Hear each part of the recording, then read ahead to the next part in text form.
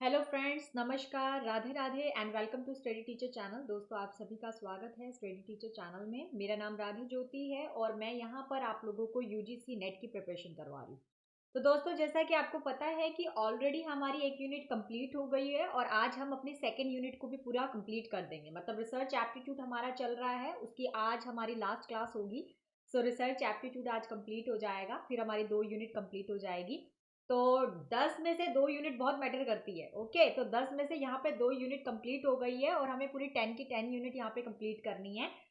तो दोस्तों, daily class join कीजिए और रेगुलर क्लास में आइए, पढ़िए, समझिए कॉन्सेप्ट को, अपने माइंड को क्लियर कीजिए और साथ ही साथ अपना यूजीसी नेट का जो एग्जाम है, जून का एग्जाम जो है, उसे क्रैक कीजिए। तो यही हमारा भी पर्पस, आपका और मेरा, हम दोनों का पर्पस एक ही है कि मेरा यहाँ पे पर्पस ये है कि मैं आपको सारा कॉन्सेप्ट क्लियर करवाऊं और आपका पर्पस ये है कि आप जो है इस एग्जाम को क्रैक करना चाहते हो। ठीक है, सो इसलिए बने रहिए और रोज जो लाइव क्लासेस हो रही है, क्लासेस ज्वाइन कीजिए। अभी तो डी लाइव ही हो रही है, लेकिन कुछ टाइम बाद लाइव भी होगी और पहले भी लाइव हो चुकी है। सो क्लास को अटेंड कीजिए क्योंकि मैटर जो है यहाँ पर हमारा पढ़ने का है।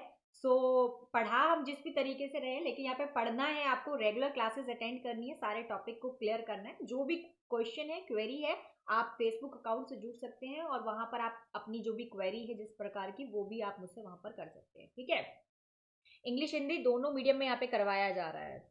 ठीक है, ये आपको स्क्रीन में दिख रहा होगा।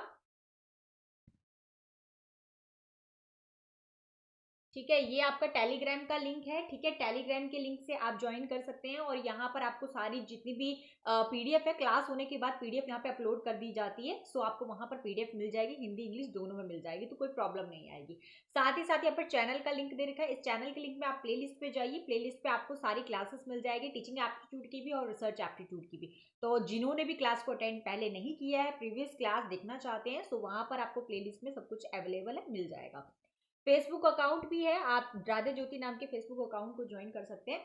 वहां पर किसी प्रकार की कोई क्वेरी है, कोई क्वेश्चन है, तो आप कर सकते हैं। ठीक है, चलिए अब आगे चलते, क्योंकि आज हमारा सेशन थोड़ा सा लंबा होने वाला है और हमें कंप्लीट करना है, क्योंकि आज हम पूरा अपना जो रिसर्च है एप्टीट्यूड वो कंप्लीट कर देंगे। देखिए, आपको इस प्रकार का लोगो दिखेगा राधे ज्योति जो हमारी फेसबुक आईडी है उसमें भी, और यहाँ पर इस प्रकार का टेलीग्राम चैनल भी दिखेगा और साथ में आपको गोल्डन इरा वाला बैच अटेंड करना है। तो गोल्डन इरा का जो बैच है वो आपको ऊपर दिख रहा है। ठीक है, उसी वही वाली क्लासेस को आपको यहाँ पर देखना है। यूनिट हमारी सेकंड चल रही है, रिसर्च एप्टीट्यूड कर रहे हैं, अनुसंधान योग्यता हम यहाँ पर कर रहे हैं, जिसमें हम क्या क्या कर चुके हैं वो जरा देख लेते हैं। तो हम लोग पहला पार्ट कंप्लीट कर चुके हैं रिसर्च में, meaning, types, characteristics, positivism and post positivism approaches कर चुके हैं, मेथड कर चुके हैं रिसर्च के, जो मैं टाइप्स के साथ ही आपको करवाए थे। स्टेप्स ऑफ रिसर्च, अनुसंधान के कौन कौन से चरण होते हैं वो हम सारे कंप्लीट कर चुके हैं। थेसिस और आर्टिकल राइटिंग, ये हमने अपनी प्रीवियस क्लास में किया था। जो अभी हमारी जो क्लास हुई थी उसमें हमने पढ़ा था थेसिस क्या होते हैं, आर्टिकल राइटिंग क्या होती है, उसका क्या फॉर्मेट होता है, एंड स्टाइल ऑफ रेफरेंसिंग क्या होता है। मतलब जब हमें किसी व्यक्ति को जो है उसका रेफरेंस देना पड़ता है, उसको एक प्लेस देनी पड़ती है, एक स्पेस देनी पड़ती है, तब हम उसको कैसे वहां पर जो है डालते हैं या लिखते हैं। ठीक है, आज जो हम अपने कॉन्सेप्ट में पढ़ने वाले हैं that is application of ICT in research. आज हम आईसीटी जो है रिसर्च में किस तरीके से होता है ये पढ़ेंगे, एंड रिसर्च के कुछ एथिक्स होते हैं, कुछ नैतिकता होती है, कुछ नैतिक मूल्य होते हैं, उन्हें आज हम पढ़ने वाले। तो ये दो कॉन्सेप्ट जो है, ये दोनों के दोनों आज हम जो है कंप्लीट कर देंगे, ताकि हमारा रिसर्च आज पूरा कंप्लीट हो जाए। ठीक है, फिर कल हम मैराथन की क्लास जो है वो करेंगे और फिर उसके बाद हम न्यू यूनिट जो है वो शुरू कर देंगे। ठीक है, तो दोस्तों पढ़ते रहिए, जो भी है क्लास अटेंड कीजिए अच्छी तरीके से और पढ़िए। चाहे आप ऑफलाइन किसी भी टाइम पे पढ़ रहे हैं, अपने सूटेबल टाइम पे पढ़िए, कोई रोक टोक नहीं है भैया, पढ़ने से आपको कोई नहीं रोक रहा है। ठीक है, आप अपने अंदर यहाँ पे डिटर्मिनेशन कीजिए कि यस आपको पढ़ना है, आपको करना है। ठीक है, ये तो आपके हाथ में है, ये किसी और के हाथ में नहीं है।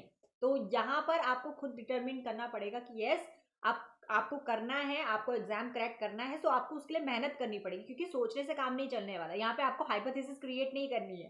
ठीक है, यहाँ पे आपको लर्निंग बाय डूइंग का कॉन्सेप्ट करना है, करके सीखना है। ठीक है, चलिए आगे चलते हैं आज हम अपने कॉन्सेप्ट की ओर। तो आज हमारा कॉन्सेप्ट है आईसीटी का, उसे कंप्लीट कर लेते हैं। तो देखिए, application of ICT in research. यहाँ पर हम आईसीटी पढ़ रहे हैं, मतलब इंफॉर्मेशन कम्युनिकेशन एंड टेक्नोलॉजी। ठीक है, यहाँ पर सूचना हो गया, संचार हो गया और साथ ही साथ प्रौद्योगिकी हो गया। रिसर्च में किस तरीके से होती है, जब हम अनुसंधान करते हैं तो अनुसंधान में आईसीटी का क्या रोल होता है। वैसे तो हम पढ़ेंगे ये आईसीटी वाला टॉपिक, बट यहाँ पर हम रिसर्च में जो थोड़ा बहुत पढ़ने जा रहे हैं उसमें हमारा अनुसंधान में क्या योगदान होता है आईसीटी का। ठीक है, तो many research studies cannot be carried out without the use of computers and specific ICT that entails the complex computation, data analysis and modelling. देखिए सिंपल सी बात है कि जब आप अनुसंधान करते हैं तो जाहिर सी बात है अनुसंधान करते हुए आपको एक कई सारी चीजों का यूज करना पड़ता है। ठीक है, आपको पाई चार्ट का यूज करना पड़ता है, आपको डाटा को जैसे अगर आपको फीमेल और मेल का जो है दिखाना है कि कितने परसेंटेज है, तो आप उसको एक पाई चार्ट, एक जो है हिस्टोरिकल डाटा एक तरीके से, मतलब आप उसको रिप्रेजेंट करने का एक तरीका ढूंढेंगे। ठीक है, किसी भी चीज को रिप्रेजेंट करने के लिए किसी टूल का यूज करोगे, किसी चीज का यूज करोगे ताकि आप उसको दिखा सको। ठीक है, तो यहाँ पर आप कंप्यूटिंग का यूज करोगे, कंप्यूटर में आप आईसीटी का यूज करोगे, जहां पर आप अपनी इंफॉर्मेशन को, ठीक है, अपने संचार को अपनी इस टेक्नोलॉजी के माध्यम से दिखाने का प्रयास करोगे। ठीक है, कंप्यूटर क्या है, साइंटिफिक रिसर्च है that is use at all stages of study. यहाँ पे हर एक प्रकार की स्टडी होती है, हर एक प्रकार के प्रपोजल रेडी किए जाते हैं। जब आप रिसर्च रिपोर्ट रेडी करते हो तो रिसर्च रिपोर्ट में आप इस तरीके का आईसीटी का यूज करते हो और वहां पर आप रिपोर्ट भी डालोगे, साथ साथ आप कुछ डायग्राम्स, कुछ ताकि इमेजेस, ये सब चीजें भी आप वहां पर डालते हो। ठीक है, इसके बारे में हम आगे डिटेल में पढ़ेंगे। Stages of submission, presentation of finding, और इस तरीके से आप प्रेजेंटेशन भी, मतलब अलग अलग तरीके से आप वहां पर टूल्स का यूज कर सकते हैं। स्टैटिकल एनालिसिस टूल्स जो है वो यूज किए जाते हैं। देखिए स्टैटिकल यूज किए जाते हैं, मान लो आपको बार दिखाना है, आपको जो क्या कहते हैं टूल बार हो गया वो दिखाना है आपको, तो आप उसको रिप्रेजेंट करने के लिए स्टैटिकली यहाँ पे यूज करोगे। ठीक है, स्टैटिकल डाटा का यूज करोगे आप यहाँ पर। ठीक है, या पाई चार्ट दिखाना है, या फिर आपको हिस्टोरिकल डायग्राम दिखाना है, किसी भी तरीके की आपको जेड टेस्ट दिखाना है। ठीक है, तो आपको ये सब चीजें दिखाने के लिए आपको स्टैटिकल एनालिसिस टूल का यूज करना पड़ता है। ठीक है, अच्छा इसमें एक और क्वेश्चन जो है वेरी इंपॉर्टेंट है, एसपीएसएस जो है वो क्या होता है, ये क्वेश्चन बार बार आ जाता है। एसपीएसएस की फुल फॉर्म पूछ ली जाती है। एसपीएसएस क्या है, statistical package of social science. यहाँ पर आप स्टैटिकल पैकेज यूज करते हो सोशल साइंस के लिए या किसी चीज के लिए भी आप यहाँ पर स्टैटिकल पैकेज यूज करते हो, वो अलग अलग तरीके से यूज करते हो, आगे दिखाएंगे सारे अलग अलग स्टैटिकल यहाँ पर आप तरीके से यूज करते हो। इसका जो लेटेस्ट वर्जन है, देखिए इसका लेटेस्ट वर्जन, वैसे तो अभी लेटेस्ट वर्जन वैसे तो उसके पुराने हैं, जहां से मैंने ये मटेरियल उठाया वहां पर तो अलग अलग इस तरीके से लिखा हुआ है, लेकिन इंक्लूडिंग आप वर्जन कर सकते हो। 26 भी आ गया है, आगे आगे 29 भी आ चुका है। ठीक है, तो अलग अलग वर्जन इसके आ चुके हैं आईबीएम के अंदर। ठीक है, तो वो आप यहाँ पर देख सकते हैं। तो सिंपली आईसीटी क्या है, जहां पर आप टूल का इस्तेमाल करते हो, स्टैटिकल टूल्स का यूज करते हो, आपको कुछ बार टूल यूज करना है, आपको पाई चार्ट बनाना है, आप मतलब अपनी रिसर्च रिपोर्ट के अंदर आप पाई चार्ट भी बना सकते हो, आप जो है हिस्टोरिकल डायग्राम बना सकते हो, तो इन चीजों के लिए आपको आईसीटी का यूज करना पड़ता है। ठीक है, सिंपल सी इतनी सी चीज है। आगे चलेंगे, हिंदी वालों के लिए भी है यहाँ पर, तो बिल्कुल टेंशन ना करें कि क्या होगा। It provides the following attributes, यहाँ पे कुछ एट्रीब्यूट्स होते हैं, कुछ फीचर्स होते हैं, कुछ गुण होते हैं। ठीक है, किसके, आईसीटी के कुछ यहाँ पे गुण होते हैं जहां पर जिन चीजों में हम रिसर्च में यूज करते हैं। ये प्रोवाइड द डाटा व्यू, यहाँ पर हमें डाटा अच्छी तरीके से मिल जाता है। वेरिएबल्स व्यू होते हैं, बिल्कुल वेरिएबल्स यहाँ पर मिल जाते हैं, हमें दो चीजों की बात कर रहे हैं या तीन चीजों की बात कर रहे हैं, उन वेरिएबल्स को भी हम यहाँ पर लिख देते हैं। स्टैटिकल इंफ्रेंस होता है, एक स्टैटिकल तरीके से हम बिल्कुल सिस्टमैटिक तरीके से यहाँ पर एक न्यूमेरिकल नंबर्स के वे में हम यहाँ पर जो है डाटा को डालते हैं, रखते हैं आईसीटी में। एंड को रिलेशनल होता है, रिग्रेशन एनालिसिस होता है, सह संबंध होता है, प्रतिगमन विश्लेषण यहाँ पर जो है किया जाता है। नॉन पैरामेट्रिक टेस्ट भी होता है, पढ़ाया था ना आपको पैरामेट्रिक और नॉन पैरामेट्रिक टेस्ट, वो यहाँ पर होता है। हाइपोथेसिस टेस्ट किए जाते हैं यहाँ पे, टी टेस्ट होता है, ची स्क्वायर टेस्ट होता है, जेड टेस्ट होता है, एनोवा होता है। इस तरीके से अलग अलग तरीके के टेस्ट हम यहाँ पर आईसीटी में करते हैं। मल्टीवेरिएंट डाटा एनालिसिस, मल्टी तरीके से हम यहाँ पर डाटा का एनालिसिस करते हैं, अलग अलग तरीके यूज करते हैं। ठीक है, जैसे अगर मैं प्रेजेंटेशन बना रही हूँ, यहाँ पर मैं आपको प्रेजेंटेशन दिखा रही हूँ, तो मैं प्रेजेंटेशन में क्या करती हूँ, मैं प्रेजेंटेशन में हिंदी में भी लेकर आती हूँ, इंग्लिश में भी लेकर आती हूँ, है ना, किसी चीज का यूज करके ही तो ये सब कर पा रही हूँ ना। इंग्लिश का भी यूज कर रही हूँ, हिंदी का भी यूज कर रही हूँ, और साथ ही साथ क्या कर रही हूँ, डायग्राम्स भी डाल रही हूँ, जहां पर मेरे को लगता है कि यार बच्चों को यहाँ पर इस तरीके से जो है पाई चार्ट बनाकर दिखाना चाहिए, तो वहां मैं पाई चार्ट बनाकर दिखा रही हूँ, जहां पे मतलब अलग अलग तरीके से आपको यहाँ पर ये सब चीजें यूज की जा रही है। तो ये आईसीटी में आप ये सब चीजों का यूज कर सकते हो, अलग अलग तरीके से आप मल्टीवेरिएट डाटा जो है एनालिसिस यहाँ पर कर सकते हो, फ्रीक्वेंसी डिस्ट्रीब्यूशन कर सकते हो, फ्रीक्वेंसी को एक तरीके से डिस्ट्रीब्यूट करके अलग अलग तरीके से आप दिखा सकते हो, data exploitation by using a various graphs का यूज कर सकते हो, लाइक लाइन का यूज कर सकते हो, स्कैटर बार का यूज कर सकते हो, ऑगिव का यूज कर सकते हो, हिस्टोग्राम का यूज कर सकते हो, पाई चार्ट का यूज कर सकते हो। सिंपली समझ आया, इन सब चीजों का आप यहाँ पर यूज कर सकते हो आईसीटी में, सिंपल सा। अब आगे चलते हैं जरा, स्पीड में तो नहीं बोल रही मैं, क्योंकि मेरे को आज कंप्लीट करना है पूरा का पूरा रिसर्च, ठीक है। डाटा एनालिसिस टूल क्या होता है, जहां पर हम डाटा का एनालिसिस करते हो, तो उसके लिए जब हम कई टूल्स का यूज करते हो, तो टूल्स में आप किस चीज का यूज करते हो, यहाँ पर देखिए आप SSPS यहाँ पर आप यूज कर रहे हो, ठीक है। मतलब यहाँ पर आप अलग अलग तरीके से अपनी जो भी रिसर्च रिपोर्ट है उसे आप अलग अलग तरीके से दिखाते हो, अलग अलग तरीके से यहाँ पर उसको शो करते हो। स्टैटिकल जो पैकेज होता है हमारा, जो हमारा SPSS होता है, उसमें हम स्टैटिकल पैकेज में हम अलग अलग तरीके से दिखाते हैं, स्प्रेडशीट में दिखाते हैं। स्प्रेडशीट आपने यूज भी की होगी। स्प्रेडशीट क्या होता है, कंप्यूटर जो है एप्लीकेशन होता है,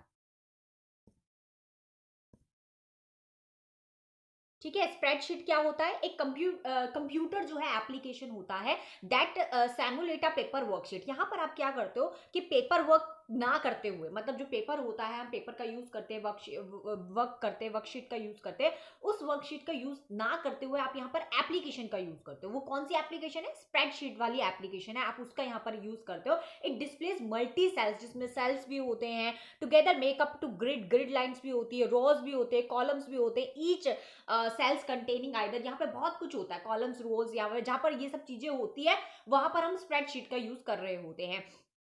यहाँ पे अल्फा न्यूमेरिकल जो है टेस्ट भी होते हैं, एंड न्यूमेरिकल वैल्यूज भी होती है यहाँ पर,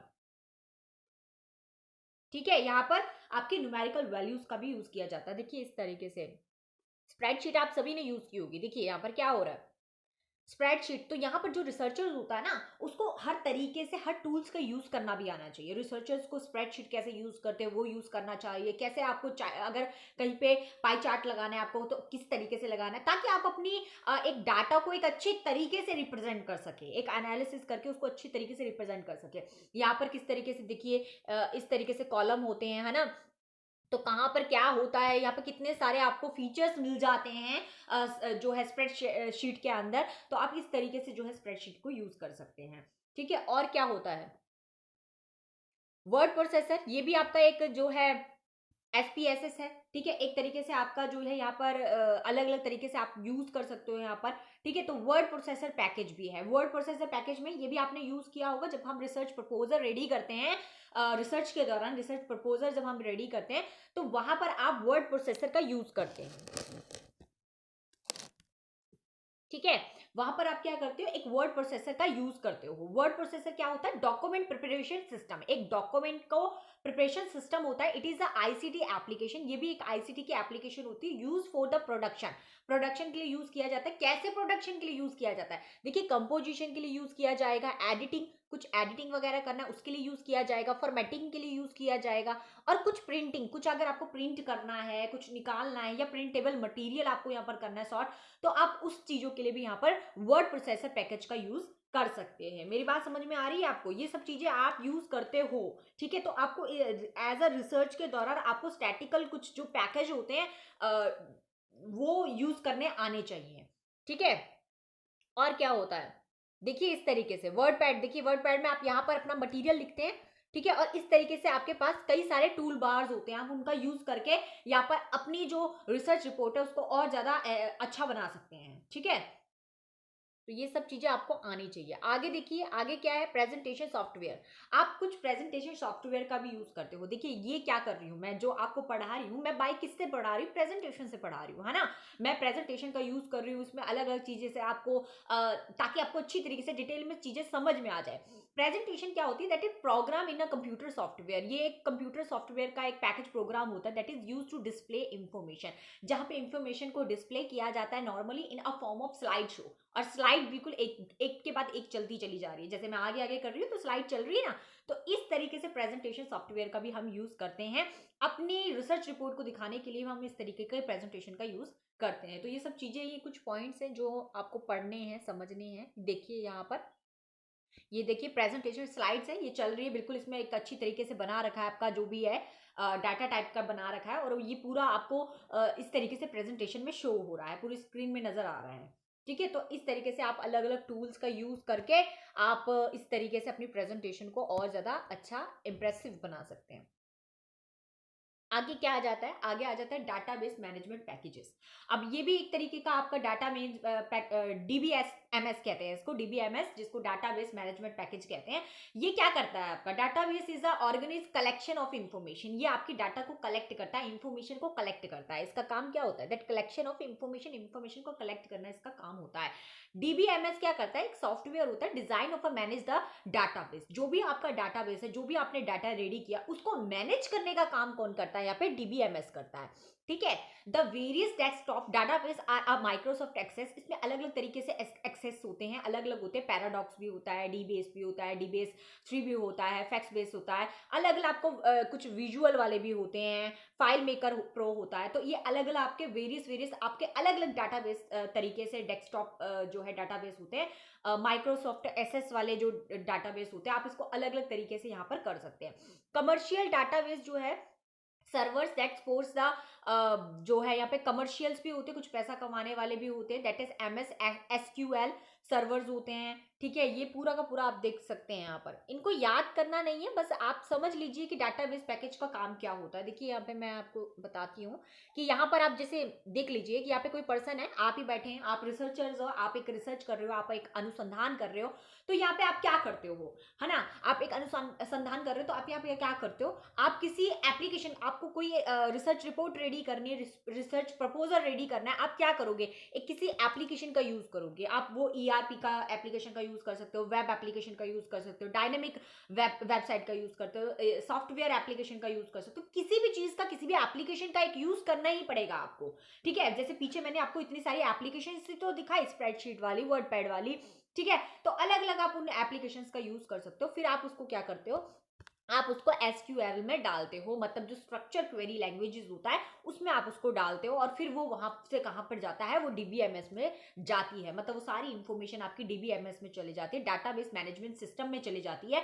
फिर वहां से वो डाटाबेस में जाती है, मतलब यहाँ पे ऑर्गेनाइज करता है वो कलेक्शन को, ई रिलेशन डाटा, एक दूसरे से डाटा को ई रिलेशन करता है। क्योंकि देखिए जो भी सिस्टम होता है, जो भी चीज होती है, मान लीजिए मैं अभी आपको अलग अलग तरीके से क्लासेस में पढ़ा रही हूँ, तो आपको मैं अलग अलग तरीके से जब क्लासेस में पढ़ा रही हूँ, तो ये भी डाटा कहीं ना कहीं तो है ना, स्टोर है ना, कहीं ना कहीं डाटाबेस में, डीबीएमएस में कहीं ना कहीं स्टोर है ये, है ना। अगर आप मान लीजिए आप डालोगे, गूगल में डालोगे, आपकी ज्योति मैम की क्लासेस चाहिए, चलो हिंदी वाली क्लासेस चाहिए, तो आप हिंदी वाली क्लासेस भी डालोगे कि यूजीसी करके, यूजीसी नेट करके है कि हिंदी की, और बाय ज्योति मैम, है ना, आप ऐसे करके डालोगे तो वहां पर भी आपको मैं मिल जाऊंगी, आराम से इजीली मिल जाऊंगी, हिंदी वालों के लिए हो गया, है ना।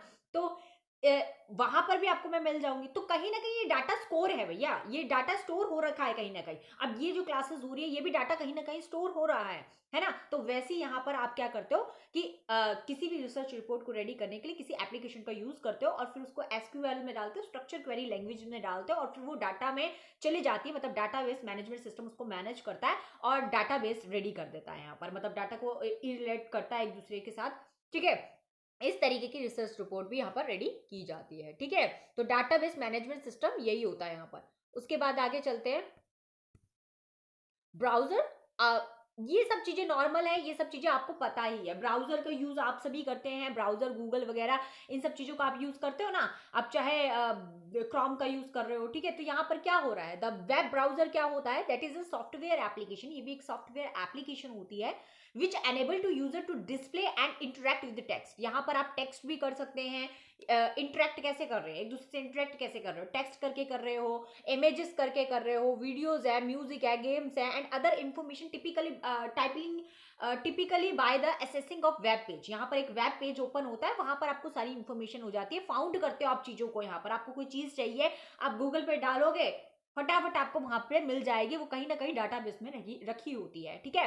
तो यहाँ पे ये प्रोवाइडिंग करता है इन वर्ल्ड वाइड वेब, मतलब www में, and a local area network, local area network में भी होता है, ठीक है। That's some example of browsers. कुछ अलग अलग टाइप के ब्राउजर्स होते हैं जिनको आपने यूज भी किया होगा, मोस्टली आप सभी में से बॉयज ने, गर्ल्स ने, जिन्होंने भी यूज किया होगा, ठीक है। जैसे कि माइक्रोसॉफ्ट इंटरनेट एक्सप्लोरर है, ठीक है, मोजेला है, या फायरबॉक्स है, ओपेरा है, नेटस्केप है, नेविगेटर है, क्रोम है, ठीक है, सफारी है। सफारी जो आपका एप्पल वाले जो चीजें होती हैं उनके लिए आपको सफारी एप्लीकेशन का यूज करना पड़ता है, ठीक है, सॉफ्टवेयर का यूज करना होता है, तो वो सब चीजें यहाँ पर आपको दिखती है, ठीक है। तो ये सारा ब्राउजर के बारे में आपका आ जाता है। तो रिसर्च में आप ब्राउजर्स का भी यूज करते हो, ये आपके देखिए पूरे ब्राउजर्स यहाँ पर मैंने लिख डाले हैं, है ना। तो इस तरीके से आप यूज करते हैं। अब आज आगे, ये तो हो गया आपका आईसीटी, ठीक है, ये आपका आईसीटी जो है कवर अप हो गया। अब आईसीटी के बाद कुछ आ जाती है रिसर्च एथिक्स। कुछ रिसर्च के एथिक्स होते हैं। देखिए रिसर्च के एथिक्स क्या होते हैं, एथिक्स का मतलब क्या होता है, एथिक्स का मतलब होता है नैतिकता, या नैतिकता ही कह लीजिए, ठीक है। आचार नीति, आचार नीति भी कह सकते हैं, ठीक है। अनुसंधान, रिसर्च एथिक्स का मतलब हो गया अनुसंधान आचार नीति। आचार की एक नीति होती है, मतलब कुछ सिद्धांत भी होते हैं, कुछ रूल्स भी होते हैं, कुछ नैतिकता होती है, कुछ मूल्य नैतिकता होती है, ठीक है। अब यहाँ पर आप जब अनुसंधान करते हो तो आपको कुछ नैतिकता का भी ज्ञान होना चाहिए, बोध होना चाहिए। यहाँ पर आपको कुछ आचार नीति को भी फॉलो करना पड़ता है, कुछ रूल्स को भी फॉलो करना पड़ता है, कुछ रेगुलेशंस को के अकॉर्डिंग भी चलना पड़ता है। ऐसा नहीं कि आप कुछ भी कर डालोगे। मान लीजिए आप कोई इंफॉर्मेशन है, कोई डाटा आपको मिला है, ठीक है, अब उसने आपको डाटा दिया, उसने बोला भाई इसको गुप्त रखना, इस डाटा को क्या रखना, गुप्त रखना, बताना मत किसी को कि मैंने आपको बताया है। आप अपनी रिसर्च कर रहे हो, आपके लिए वो बड़ा इंपॉर्टेंट है, बट आपको इस चीज का भी ध्यान रखना है, आपको उसके आचार नीति का भी ध्यान रखना है कि आप उसका नाम ना कहीं मेंशन कर दो, कहीं आप ऐसा ना बता दो कि भैया उसने बताया है ना, ऐसी चीज ना कर दो। तो मतलब अगर कोई इंसान आपके ऊपर ट्रस्ट कर कर आपको आपको आपके ऊपर विश्वास कर रहा है और विश्वास करके आपको कोई चीज बता रहा है, तो यहाँ पर आपको उसको उसका जो विश्वास है ना उसको भी बनाए रखना है ना, उसके विश्वास को भी बनाए रखना है। तो वही चीज यहाँ पर होती है कि कुछ एक नैतिकता होती है, कुछ ऐसे मूल्य होते हैं जिनको हमें बनाए रखना होता है। ऐसा नहीं कि हम अपनी रिसर्च कर रहे हैं तो हम अपनी रिसर्च के लिए, उसने मुझे बताई, मैं उसको भी छोड़ू, बाढ़ में जाए और यहाँ पे मेंशन कर दूं भैया मेरे को फलाना फलाना फलाना इंसान ने बताया है, ठीक है। तो ऐसा नहीं होना चाहिए। अगर कोई आपके ऊपर विश्वास करके आपको कोई चीज बताता है तो आपको भी उसकी नैतिकता को बनाए रखना है, उसकी आचार नीति को बनाए रखना है, उस चीज को गुप्त या गोपनीय रखना है, ठीक है। तो वही यहाँ पर रिसर्च की बात कर रहे हैं कि जब हम अनुसंधान करते हैं तो कुछ एथिक्स को भी बनाकर रखना पड़ता है, कुछ आचार नीति को भी ध्यान में रखना पड़ता है। अब वो कौन कौन सी आचार नीति होती है उन्हें आज पढ़ेंगे।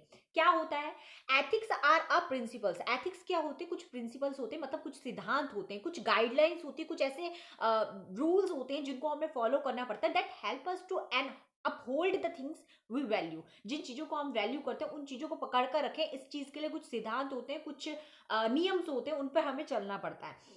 एन एक्शन में बी अ लीगल, कुछ एक्शंस, कुछ हमारे जो भी एक्शन होते हैं वो कानूनी भी होते हैं, लीगल भी होते हैं, बट कुछ अनएथिकल भी होते हैं, कुछ इनलीगल वर्क भी हो जाते हैं, ठीक है। तो हमें यहाँ पर ध्यान रखना पड़ता है कि हम कुछ इनलीगल तो नहीं कर रहे, मतलब जब हम अनुसंधान करते हैं तब हमें कुछ लीगल चीजों का भी ध्यान रखना पड़ता है, कि जो कानूनी चीजें उनका भी ध्यान रखना पड़ता है, और कुछ इनलीगल चीज की कहीं हम कुछ गलत तो नहीं कर रहे अपने अनुसंधान में, उन चीजों का भी हमें यहाँ पे पूरा ध्यान रखना पड़ता है। एथिक्स एम्स क्या, एथिक्स का एम क्या होता है, जो हमारा आचार नीति होती है उसका कुछ एम क्या होता है, to achieve the two fundamental objectives. दो फंडामेंटल उसके ऑब्जेक्टिव्स होते हैं, कुछ दो उद्देश्य होते हैं। क्या होते हैं, that is to tell us how we ought to act in given situation, कि कोई अगर हमारे पास कोई गिवन सिचुएशन है, कोई ऐसी समस्या है, उस सिचुएशन में हम कैसे यहाँ पर रिएक्ट करते हैं, and to provide us with the strong reason for doing so, और हमें उस काम को करना भी होता है। जैसे मैंने अभी आपको एग्जांपल दिया कि आप कोई रिसर्च कर रहे हैं, किसी रिसर्च के दौरान आपको कोई व्यक्ति मिल जाता है, वो आपसे कोई काफी भाईचारे वाली भावना रखता है, सो वो आपको भाईचारे समझ के जो है आपको भ्राताशीर समझ के आपको कुछ बता देता है, शेयर कर देता है, और ये भी कहता है कि आप प्लीज उसे मत बताना क्योंकि उसके साथ मेरे रिलेशन खराब हो जाएंगे, मेरे रिश्ते खराब हो जाएंगे, ठीक है। तो यहाँ पर आप उन सिचुएशन के अकॉर्डिंगली कैसे करोगे, मतलब आपको अपनी रिसर्च रिपोर्ट में डालना भी है उसे, ठीक है, आपको अनुसंधान में दिखाना भी है, और साथ ही साथ आपने उसकी जो चीज है, उसने जो बताया आपको कि उस व्यक्ति को आपने हाइड भी करके रखना है, छुपा कर भी रखना है, नैतिकता भी मतलब आचार नीति भी बनाकर रखनी है, और साथ ही साथ आपको अपनी रिसर्च में उस चीज को प्रेजेंट भी कर देना है। तो वो आपको पता होना चाहिए कि आपको किस तरीके से उसको रिप्रेजेंट करना है, ठीक है। यहाँ पर एथिक्स ऑलवेज इमर्ज, यहाँ पे एथिक्स जो होते हैं, आचार नीति जो होती है वो इमर्ज होती है, एंड कॉन्फ्लिक्ट भी हो जाते हैं, बिल्कुल कॉन्फ्लिक्ट हो जाते हैं। जैसे किसी पर्सन ने आपको कुछ बता दिया, आपने वो आगे पास ऑन कर दिया, आपने उसका नाम मेंशन कर दिया, आपने उस मर्यादा को बनाकर नहीं रखा, आपने उसके विश्वास को बनाकर नहीं रखा, आपने उसका विश्वास तोड़ दिया, उस वजह से कभी कभी क्या होते, कॉन्फ्लिक्ट भी हो जाते, कभी कभी लड़ाई भी हो जाती है, ठीक है, लड़ाई बढ़ भी जाती है कभी कभी बहुत ज्यादा। तो कॉन्फ्लिक्ट बिटवीन वैल्यूज, यहाँ पे वैल्यूज में बड़ी मैटर करती है, मूल्य बड़े मैटर करते हैं। Research ethics are not an exceptions, यहाँ पर ये जो एथिक्स होती है ना, वो आपके एक्सेप्शंस नहीं होते कि आप काम चलाओ काम कर लोगे, यहाँ पे नहीं, आपको रूल्स में कुछ एथिक्स जो आचार नीति बना रखी है ना, उस पर चलना पड़ता है, उसको बरकरार रखना पड़ता है यहाँ पर जब आप अनुसंधान करते हैं, ठीक है। तो यहाँ पर आपको उसके विश्वास को भी बनाए रखना पड़ता है। यहाँ पर इन रिसर्च दिस कॉन्फ्लिक्ट में टेक डिफरेंट फॉर्म्स, यहाँ पर जो कॉन्फ्लिक्ट होती है, लड़ाइयाँ होती है, वो डिफरेंट डिफरेंट फॉर्म्स में होती है, सच एज पार्टिसिपेशन कंसर्न, यहाँ पे पार्टिसिपेशन जो भी मतलब जिससे आपने इंटरव्यू लिया या जिससे आपने बातचीत की, उस पार्टिसिपेशन का कंसर्न भी होता है। फ्रॉम प्राइवेसी वर्सेस, यहाँ पे प्राइवेसी, उसकी जो गुप्त बातें होती है उसको गुप्त भी रखना पड़ता है। सम जस्टिफिकेशन होनी चाहिए फॉर अ मल्टीप्लेशन, यहाँ पे आप हेरा फेरी ये सब चीजें, या ओपननेस भी होनी चाहिए, मतलब यहाँ पर जो आप अनुसंधान करने वाले हैं ना, वो आपको खुलेआम करना पड़ता है, हर चीज को सही तरीके से बताना। लेकिन अगर किसी व्यक्ति ने आपको उस चीज को गुप्त तरीके से बताया है, तो आपको उसको गुप्त भी रखना है, बट आपको अपनी रिसर्च को भी खुला रखना है, क्योंकि कई सारे लोग होंगे जो उस पर तर्क करेंगे, वितर्क करेंगे, उस पर आलोचना भी करेंगे, ठीक है। तो आपको उन सब चीजों को फेस करना है, उन चीजों को फेस करना है, इसलिए आपकी जो ये रिसर्च होती है ना, वो बिल्कुल ओपन होती है, क्योंकि आप जो जो रिसर्च में डाल रहे हैं वो सब आपको यहाँ पर सबको बताना पड़ता है, सबको दिखाना पड़ता है, सबको रिप्रेजेंट करना पड़ता है। आपकी रिसर्च रिपोर्ट तो आगे जो कोई रिसर्चर रिसर्च कर रहा होगा, आपको जाहिर सी बात है वो भी पढ़ेगा, तो उसको अगर कहीं क्रिटिसाइज करना पड़ेगा, आलोचना करनी पड़ेगी, तो वो करेगा वहां पर, ठीक है। तो यहाँ पर हर एक तरीके से होता है, सो यहाँ पर each decision make in research, जो भी हम डिसीजन यहाँ पर लेते हैं अनुसंधान के दौरान, involve a potential come promise of on value of another. यहाँ पर जो दूसरे ने, अगर हमने दूसरे से कोई वादा कर रखा है, कुछ कर रखा है कि हम नहीं बताएंगे या कुछ भी है, यहाँ पे हमें हर एक डिसीजन को देखते हुए अनुसंधान करना पड़ता है, सिंपल सी चीज है। However, still researchers must try to minimize the risk of participation। यहाँ पर जो भी पार्टिसिपेंट कर रहे हैं, कभी कभी हमें उन चीज़ों में रिस्क भी लेना पड़ सकता है, कभी कभी हम किसी बात का रिस्क भी ले जाते हैं, जो भी हमारे कलीग्स होते हैं या सोसाइटी होती है। Trying to optimise the quality of outcome, हमारा यहाँ पर हम रिजल्ट ही मैटर नहीं करता कि हमारा रिजल्ट यहाँ पर क्या आ रहा है, या हम किस तरीके से यहाँ पे गलत कर रहे हैं या सही कर रहे हैं, हमें हर एक चीज का, हर एक एथिक्स का यहाँ पे ध्यान रखना है। कभी कभी हम जानबूझकर भी गलत करते हैं, कभी कभी क्या होता है कि हमें पता होता है कि हम यहाँ पर गलत रिसर्च कर रहे हैं, गलत चीजों को हम यहाँ पर ऐड ऑन कर रहे हैं जो हमें नहीं करनी चाहिए, लेकिन हम जानते हुए इंटेंशनली वो काम करते हैं वहां पर, तो वो चीज हमें यहाँ पर नहीं करनी चाहिए, उससे हमें बचना चाहिए, क्योंकि हमें यहाँ पर कुछ आचार नीति का फॉलो कर रहे हैं, इसलिए हमें उन सब चीजों को रखना चाहिए। तो किसी प्राइवेसी वाली चीजों को प्राइवेसी रखना चाहिए, उस चीजों का खंडन नहीं करना चाहिए यहाँ पर, ठीक है।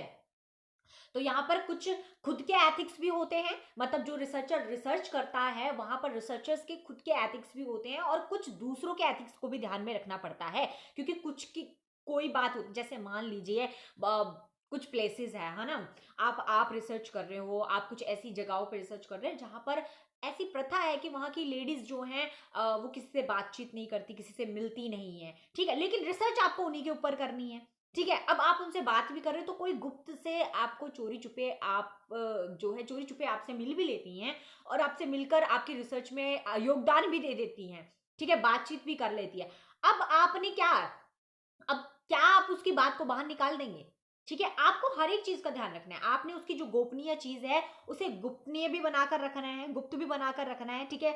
और साथ ही साथ आपका आउटकम, आपका रिजल्ट भी आपको यहाँ पे मिल रहा है। अनुसंधान में जो आपको जानकारी चाहिए थी ना, वो जानकारी भी आपको मिल रही है। तो यहाँ पर आप तो ओपन है, आप तो, आपके एथिक्स कहते हैं, आपकी एथिक्स ये कहती है कि आप आराम से किसी का भी इंटरव्यू यहाँ पर ले सकते हैं, लेकिन वो इंटरव्यू नहीं देना चाहते हैं, बट छुपकर आपको इंटरव्यू दे रहे हो, तो आपको उस चीज को भी गोपनीय बनाकर रखना है। तो हर चीज का यहाँ पर ध्यान रखना पड़ता है जब हम अनुसंधान करते हैं। ठीक है, ज्यादा लंबा नहीं करते, थोड़ा आगे चलते हैं। अब कुछ यहाँ पर बेनिफिट्स भी होते हैं जब हम ऑब्जर्विंग करते हैं एथिक्स को, मतलब जो आचार नीति होती है उसको यहाँ पर ऑब्जर्विंग करते हैं हम अनुसंधान के दौरान, कि स्टडीज आर एज फॉलो, कि कैसे हमें स्टडी करनी चाहिए, किस तरीके से हमें अध्ययन करना चाहिए जब हम अनुसंधान करते हैं, और वो भी ध्यान में रखते हुए किसको, आचार नीति को।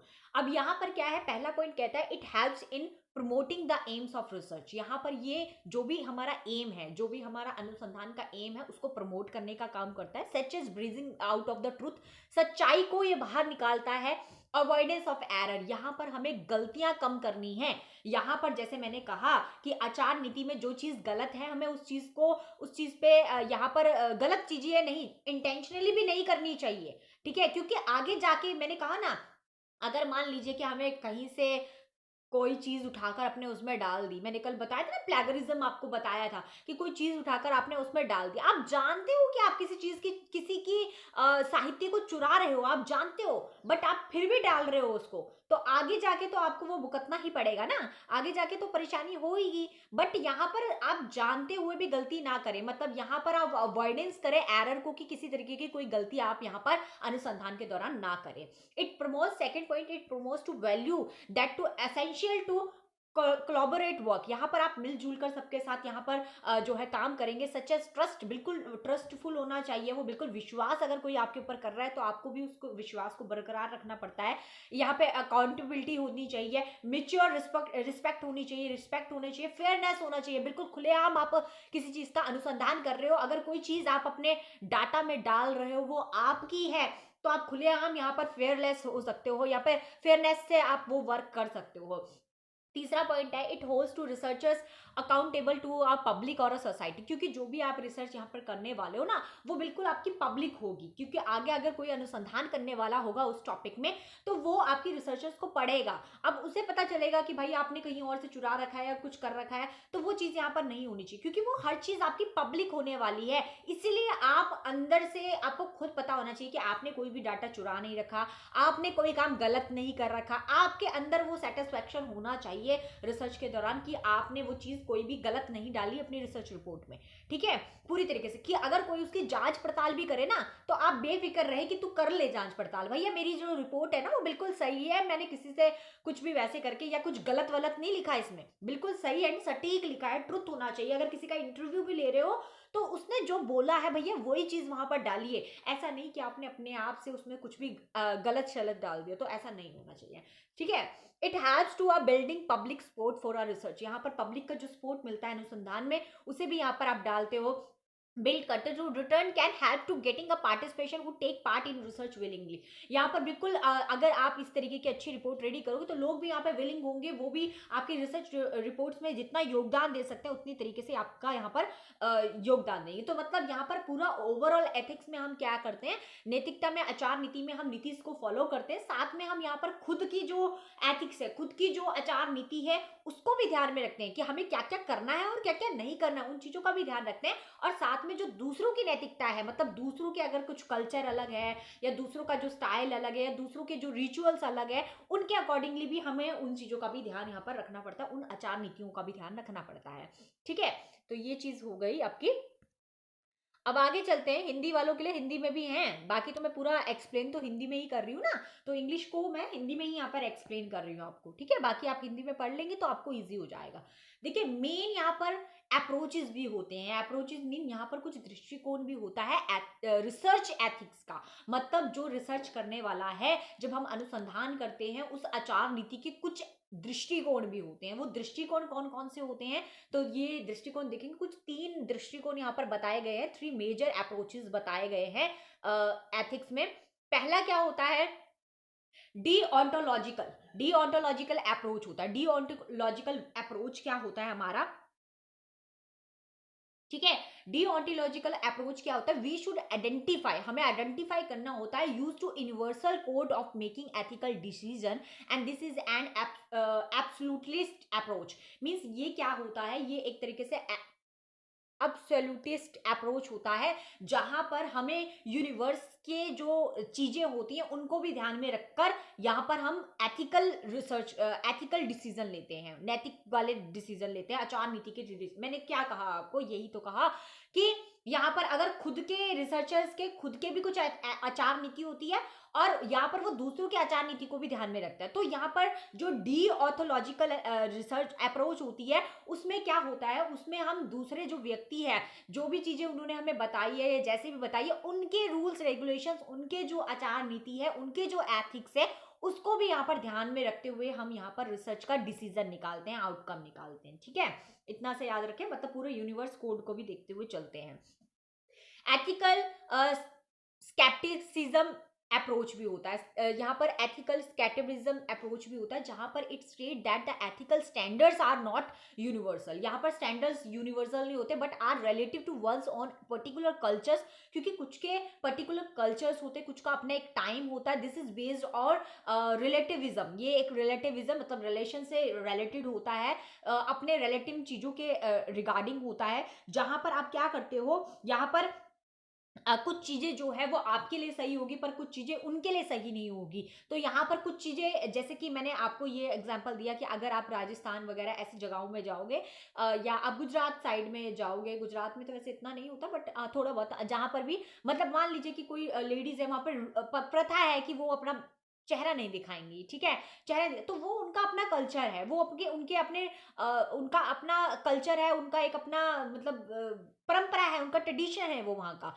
ठीक है। बट यहाँ पर आपके एथिक्स ऐसे नहीं है, आपके एथिक्स बिल्कुल डिफरेंट है, आपके आचार नीति में ऐसा नहीं है कि आपकी प्रथा होगी या इस तरीके का होगा, आप इंटरव्यू भी इस तरीके से लोगे। तो यहाँ पर आप उनकी चीजों को भी ध्यान में रखते हुए, उनके कल्चर को भी ध्यान में रखते हुए अपनी यहाँ पर रिसर्च करते हो, ठीक है। तो एथेलिक जो है एथिकल स्केप्टिसिज्म अप्रोच को भी, यहाँ दृष्टिकोण को भी अपनाते हो। तीसरा यहाँ पर क्या आ जाता है आपका यूटिलैटरिज्म अप्रोच, जो कि क्या होता है, उपयोगितावाद जो दृष्टिकोण होता है। मतलब यहाँ पर हम उपयोगिता भी देखते हैं कि जो हम रिसर्च कर रहे हैं क्या उसका कोई फायदा भी है, जो हम रिसर्च यहाँ पर कर रहे हैं क्या उसका कोई यहाँ पे मूल्य भी है, अगर हम किसी का इंटरव्यू भी ले रहे हैं या हम किसी से मिल भी रहे हैं, बातचीत भी कर रहे हैं, तो क्या उसका कोई फायदा है। तो यहाँ पर हम उपयोगिता भी देखते हैं, उपयोगिता का दृष्टिकोण भी अपनाते हैं कि हमने कोई रिपोर्ट इतने टाइम से रेडी कर रहे हैं, कितना पैसा हमने उसमें लगा दिया, कितना कलेक्शन हमने उसमें कर दिया, ठीक है, लेकिन उसका कोई फायदा ही नहीं है, तो फिर कोई फायदा नहीं है ऐसी रिपोर्ट का करने का, ठीक है। तो यहाँ पर हमें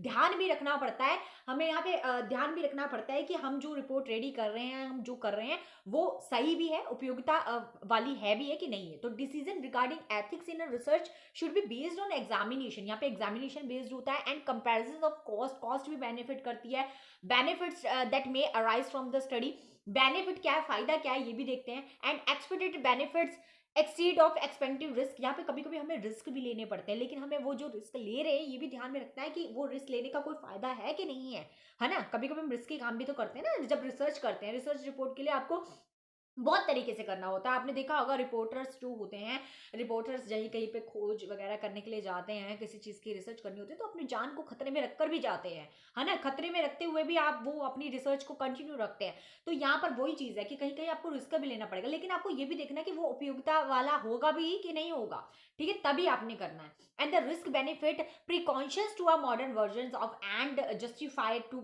द मी, यहाँ पर आपको रिस्क जो है वो बेनिफिट होगा भी, उसका क्या प्रिकॉशंस होगा, किस तरीके से सावधानियां देखनी, ये सब चीजों का आपको यहाँ पर ध्यान रखना पड़ता है। It is most direct application when those expose to the risk also to receive the benefit, यहाँ पे हमें हर एक तरीके से डायरेक्ट एप्लीकेशन भी अपनाते हैं और हर एक तरीके से अपनी रिपोर्ट्स रेडी करते हैं, ठीक है।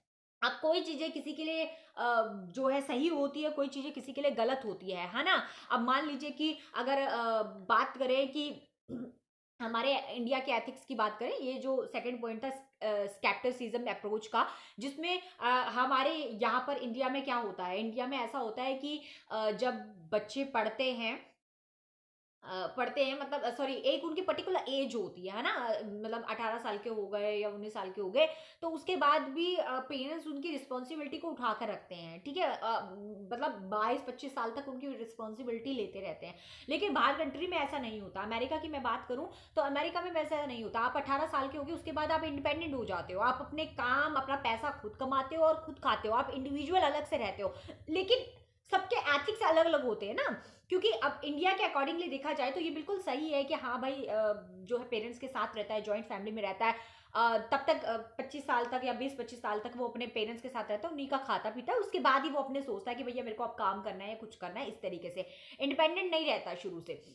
बट बाहर कंट्री में वो चीज को सही माना जाता है, क्योंकि वो वहां पर 18 साल का होने के बाद वो फैमिली से बिल्कुल अलग हो जाता है, सेपरेट रहने लग जाता है, अपना सेपरेट कमाता है, खुद कमाता है, खुद खाता है, ये वाला रूल होता है। तो वो वहां पर स्पेक्टिसिज्म अलग है, यहाँ का स्पेक्टिसिज्म अलग है, इस तरीके से, ठीक है। और यूटिलाइज में मतलब उपयोगिता को देखते हुए हम काम करते हैं, ठीक है। अब आगे चलते जरा।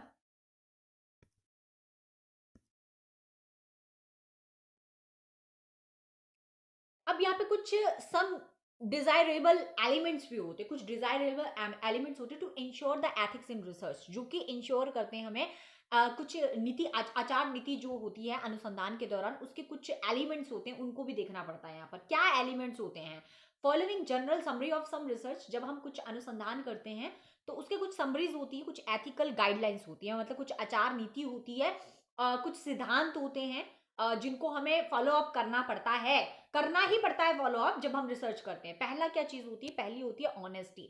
Honesty is reporting data. जो भी आप डाटा रिपोर्टिंग कर रहे हैं या डाटा कलेक्ट कर रहे हैं, वो बिल्कुल ऑनेस्टी, मतलब ईमानदारी वाला होना चाहिए। ऐसा नहीं होना चाहिए कि ईमानदारी तो आपको हर जगह ही दिखानी चाहिए, है ना। ऐसा नहीं कहूंगी मैं पर्टिकुलर कि भाई सिर्फ आप रिसर्च बना रहे हैं तो तभी आपके अंदर ऑनेस्टी होनी चाहिए, ऐसा नहीं होता। ऑनेस्टी तो आपको हर चीज में होनी चाहिए। फैमिली के साथ ऑनेस्टी होनी चाहिए, खुद के साथ ऑनेस्ट रहना चाहिए, है ना, हमेशा खुद के साथ लॉयल रहना चाहिए, ऑनेस्ट रहना चाहिए, दूसरों के साथ लॉयल रहना चाहिए, ऑनेस्ट रहना चाहिए, ठीक है। मैं तो खुद स्ट्रेट फॉरवर्ड हूँ, बिल्कुल जो है मुंह पे बोलती हूँ, है ना, जैसे है मुंह पे बोलती हूँ। तो वही चीजें बिल्कुल ऑनेस्ट रहना चाहिए, है ना, हमेशा इंसान को। तो honest is a reporting data. Data को यहाँ पर रिपोर्ट करना, जो भी आप डाटा कलेक्ट कर रहे हो उसके प्रति आप ऑनेस्ट रहें, ठीक है। प्लेगरिज्म नहीं होना चाहिए, साहित्य की चोरी नहीं होनी चाहिए। रिजल्ट यहाँ पर बिल्कुल आपका ऑनेस्ट होना चाहिए। जो भी आपने रिजल्ट निकाला, मान ली कि किसी ने इंटरव्यू लिया, इंटरव्यू के दौरान उसे बोला कुछ और, लेकिन आपने उसको अपने तरीके से कोलैबोरेट करके आपने उसको अपने तरीके से यहाँ पर बता दिया, तो ऐसा नहीं होना चाहिए। जो उसने बोला है ना वही रिपोर्ट को लेकर चलना चाहिए, रिजल्ट आपके वही होनी चाहिए, आउटपुट आपका वही होना चाहिए। मेथड्स आपने जो यूज किए, मनगढ़ंत मेथड यहाँ पर लिख दिया कि भैया मैंने ये भी किया था, मैंने तो इंटरव्यू भी किया था, मैंने तो सर्वे भी किया था, मैंने तो ये भी किया था, पर किया कुछ भी नहीं था, ठीक है। कभी कभी क्या होता है, पैसे देके भी किया जाता है। कभी कभी रिसर्च में क्या होता है कि आप खुद काम नहीं कर रहे होते, तो आप क्या करते हो, पैसे देके भी उसको बोल देते भैया मेरे से तू 1000 रुपये ले ले, 2000 रुपये ले ले, बट ये काम करते मेरा, ये वाली रिसर्च रेडी करते, ठीक है। तो ऐसा भी रिसर्च रिपोर्ट किया जाता है। तो यहाँ पर आपको ऑनेस्ट रहना है हर चीज के प्रति, प्रोसीजर जो प्रक्रिया होती है उसके प्रति यहाँ ऑनेस्ट रहना है। पब्लिकेशन स्टेटस, जो भी आप पब्लिश करने वाले, अपना आर्टिकल पब्लिश करने वाले हो, अपने थीसिस यहाँ पे पब्लिकेशन करने वाले हो, उन सबकी चीजों के प्रति आप यहाँ पर क्या करने चाहिए, बिल्कुल ऑनेस्ट होने चाहिए।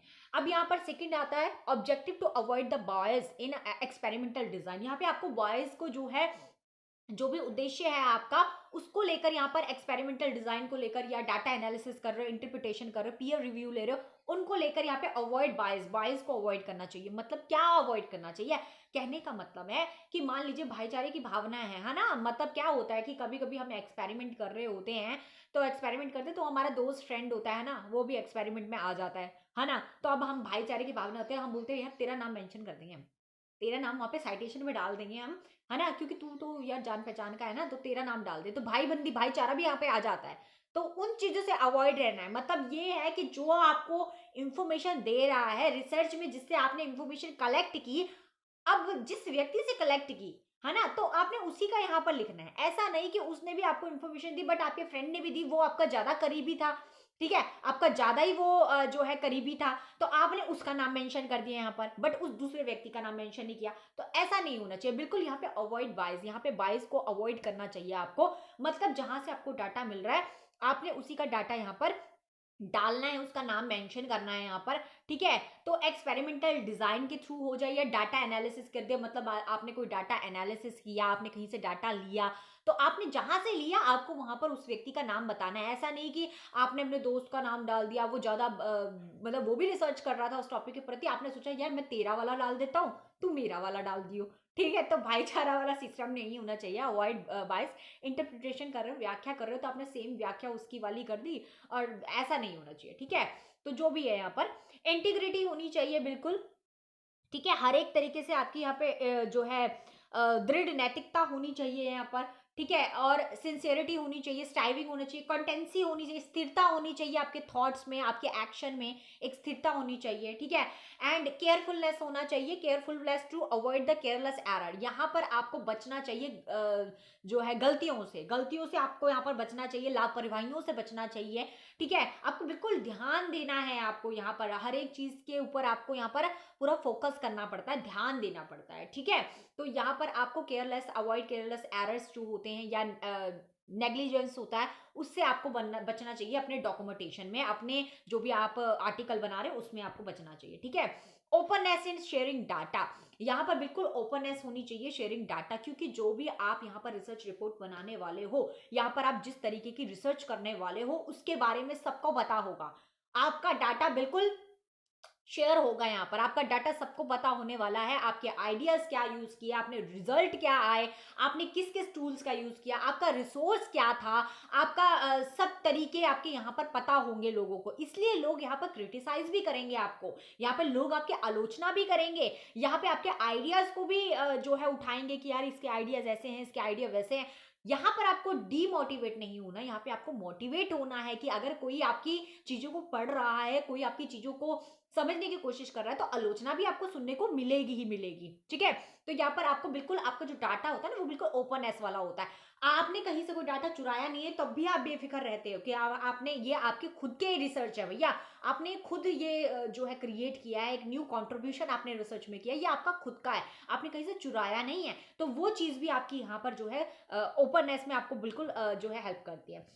Respect for our individual property rights, यहाँ पे बिल्कुल आप राइट्स को देखते हैं, ठीक है। जो है आपके इंटेलेक्चुअल जो प्रॉपर्टीज राइट्स होते हैं उनको देखते हैं, सच एज पेशेंट्स रखते हैं यहाँ पर आप, ठीक है। पेटेंट्स रखते हैं, कॉपी राइट्स जो है उसका ध्यान रखते हैं, क्रिटिसिज्म उसका sorry form of individual properties, मतलब हर चीज का आप यहाँ पर ध्यान रखते हैं, कोई भी चीज आप कर रहे हो कॉपी राइट ना आए उसमें, ठीक है, किसी की कॉपी वो ना हो, मतलब प्लेगरिज्म से बचना है यहाँ पर आपको, सिंपली चीज है प्लेगरिज्म, साहित्य की चोरी से आपको यहाँ पर बचना है कि आप किसी का डाटा उठाकर वो कॉपी पेस्ट ना कर दें, वो काम नहीं यहाँ पर होना चाहिए। कॉन्फिडेंशली यहाँ पर टू कंटेंस्ट ऑफ कम्युनिकेशन, संचार में यहाँ पे बिल्कुल आपका सब कुछ यहाँ पर होना चाहिए, मतलब जो भी डाटा गोपनीय वाला डाटा होता है उसे गोपनीय रखना चाहिए। कॉन्फिडेंशियली मतलब गोपनीय ही होता है कि मतलब किसी भी तरीके से कोई कम्युनिकेशन है आपका और उन्होंने बोला मेरा नाम मेंशन मत करना, तो यहाँ पर आपको उस चीज को गोपनीय भी रखना है, ठीक है। पर्सनल रिकॉर्ड्स जो आपने कर रखे हैं उस रिकॉर्ड्स को आपने पर्सनल ही रखना है यहाँ पर, हर चीज जो हर इशू है आपका, जिस भी तरीके से आपके रिसर्च में जो भी हेल्प हुई है आपको उन चीजों को मेंशन तो करना है, बट उनके भी एथिक्स को यहाँ पर ध्यान में रखते हुए करना है। तो यहाँ पे एथिक्स का ही पूरा बता रखा है, जो आचार नीति होती है ना उनको ध्यान में रखते हुए आपको अपनी रिसर्च करनी है, ठीक है। चलिए आगे चलते हैं अब, और क्या पॉइंट्स हैं, और भी पॉइंट्स हैं यहाँ पर।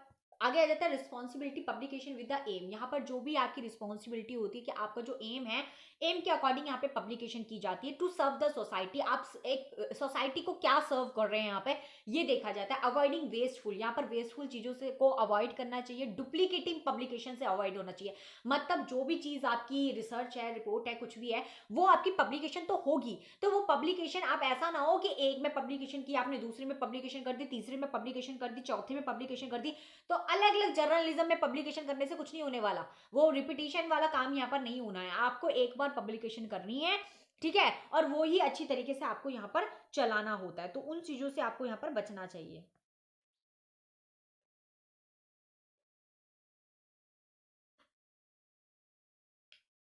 ठीक है। कोई पॉइंट छूटा तो नहीं इसमें, मुझे ऐसा लग रहा है कि कुछ नहीं छूटा, ठीक है, तो क्या है यहाँ पे रिस्पॉन्सिबल, यहाँ पे responsible monitoring to term to guideline research report. यहाँ पर आपको मॉनिटरिंग करना है, मतलब गाइडलाइन करने वाला भी होना चाहिए जो आपको गाइड करता रहे कि किस तरीके से करना है, कैसे करना है। रिस्पेक्ट फॉर कॉलीग्स, जो भी आपके कॉलीग्स होंगे या जो भी आपके पार्टिसिपेशन वाले होंगे जो रिसर्च रिपोर्ट में आपको हेल्प कर रहे हैं, उन सबकी रिस्पेक्ट करना, उनका translation of extended fair treatment करना उनका, ठीक है, कि किस तरीके से ऐसा ना हो कि अगर उन्होंने किसी चीज को गुप्त रखने के लिए कहा, आपने उसको सरेआम बता दिया, तो वो चीज नहीं होनी चाहिए। यहाँ पे हर चीज के ऊपर आपको, उनके ऊपर भी विश्वास रखना है, उनको आपके ऊपर भी विश्वास रखना है, और हर चीज को यहाँ पर बिल्कुल एथिक्स के तरीके से, नैतिक के तरीके से आपको यहाँ पर चलाना है। उसके बाद है social responsibility mean to serve the society. यहाँ पर आप किस तरीके से सोसाइटी को क्या सर्व कर रहे हैं उस चीजों का देखना है, सोशल रिस्पॉन्सिबिलिटी उठानी है, डिफरेंट स्टॉक होल्डर देखने हैं यहाँ पर, नॉन डिस्क्रिमिनेशन करना है। यहाँ पे किसी तरीके का कोई भेदभाव नहीं होना चाहिए, नॉन डिस्क्रिमिनेशन नहीं होना चाहिए अगेंस्ट द कलीग्स के प्रति, ठीक है। कि मान लीजिए कि आपके पास, आपने जो है बोला यार ये व्यक्ति तो बड़ा अच्छा है, फलाना ये तो मेरा बेस्ट फ्रेंड है ना, तो आपने उसका यहाँ पर जो है यहाँ पर अपने उसमें डाल दिया, रिसर्च में डाल दिया, दूसरे का नहीं डाला, तो ये भाईबंदी वाला काम यहाँ पर रिसर्च रिपोर्ट में नहीं होता है बिल्कुल भी, ठीक है।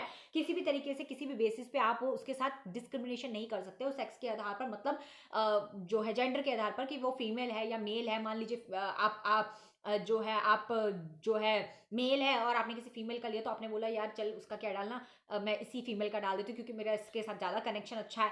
तो आपने इस तरीके से, मतलब मतलब कहने का मतलब ये है कि जिससे आप क्लोज है उस चीज़ का आपने मेंशन कर दिया, जो नहीं है नहीं है, मतलब यहाँ पर आप किसी तरीके से कोई भेदभाव नहीं करोगे। जहां से आपको कोई रिपोर्ट मिल रही है आपने उसका ही वहां पर मेंशन करना है, ठीक है। आपको यहाँ पर काले गोरे का कोई भेदभाव नहीं करना है, आपको यहाँ पर हर तरीके से जो है डिस्क्रिमिनेशन, किसी भी तरीके से का डिस्क्रिमिनेशन, भेदभाव नहीं करना है। Not related to their scientific complex या इंटीग्रिटी, किसी भी इंटीग्रिटी को लेकर इक्वालिटी सबको देनी है यहाँ पर, ठीक है। सिंपल सी चीज है। enhancing competencies of all professional advancement, long life learning and taking a step to promote the competence of science as a whole। यहाँ पर आपको बिल्कुल एनहांसिंग करना है कंप्लीशंस को, मतलब योग्यता देनी है यहाँ पर, उनको भी योग्यता देनी है, आपको भी योग्यता देनी है, क्योंकि एक अच्छी रिसर्च रिपोर्ट आपको चाहिए। सो आपको एक यूजफुल डाटा जो है वही यहाँ पर कलेक्ट करना है ताकि वो लॉन्ग लास्टिंग भी चले। यहाँ पे इंश्योर करना है legality of the whole process of obeying the relevant laws. यहाँ पर आपको बिल्कुल लॉज का भी ध्यान रखना है, आपको लीगल चीज़ों का भी ध्यान रखना है, कानूनी चीज़ों का ध्यान रखना है, कहीं ऐसा ना हो इलीगल वर्क कर जाओ, तो वो चीज़ों का भी से बचने का प्रयास करना है। इंस्टीट्यूशनल हो या गवर्नमेंट पॉलिसीज हो, पॉलिसीज का भी ध्यान रखना है, यहाँ पे नीतियों का भी ध्यान रखना है। और यहाँ पर आपको एक्सपेरिमेंटल के थ्रू आपको animals care thought a proper experiment design. मान लीजिए आप कोई रिसर्च रिपोर्ट कर रहे हैं, रिसर्च रिपोर्ट में आपको कोई एक्सपेरिमेंट करना है, तो यहाँ पर आप एक्सपेरिमेंट किसी एनिमल के ऊपर करना है, तो यहाँ पर आपको उस एनिमल की केयर पे भी ध्यान देना है। मान लीजिए आपने कोई एक्सपेरिमेंट कर दिया और वो मर मिट गया, तो ऐसा काम नहीं करना है आपको। यहाँ पर बिल्कुल जो है हत्या से बचना है, एनिमल्स की जो हत्या है उससे बचना है, आपको किसी निर्जीव की हत्या यहाँ पर नहीं करनी है, ठीक है। मतलब यहाँ पर किसी भी तरीके से आपको कोई भी हत्या वाला जो काम है वो नहीं करना है आपको, ठीक है। आगे चलते हैं। अब कुछ एथिकल इश्यूज होते हैं रिलेटेड टू पार्टिसिपेशन। यहाँ पर कुछ एथिकल इश्यूज भी होते हैं। आज हमारे,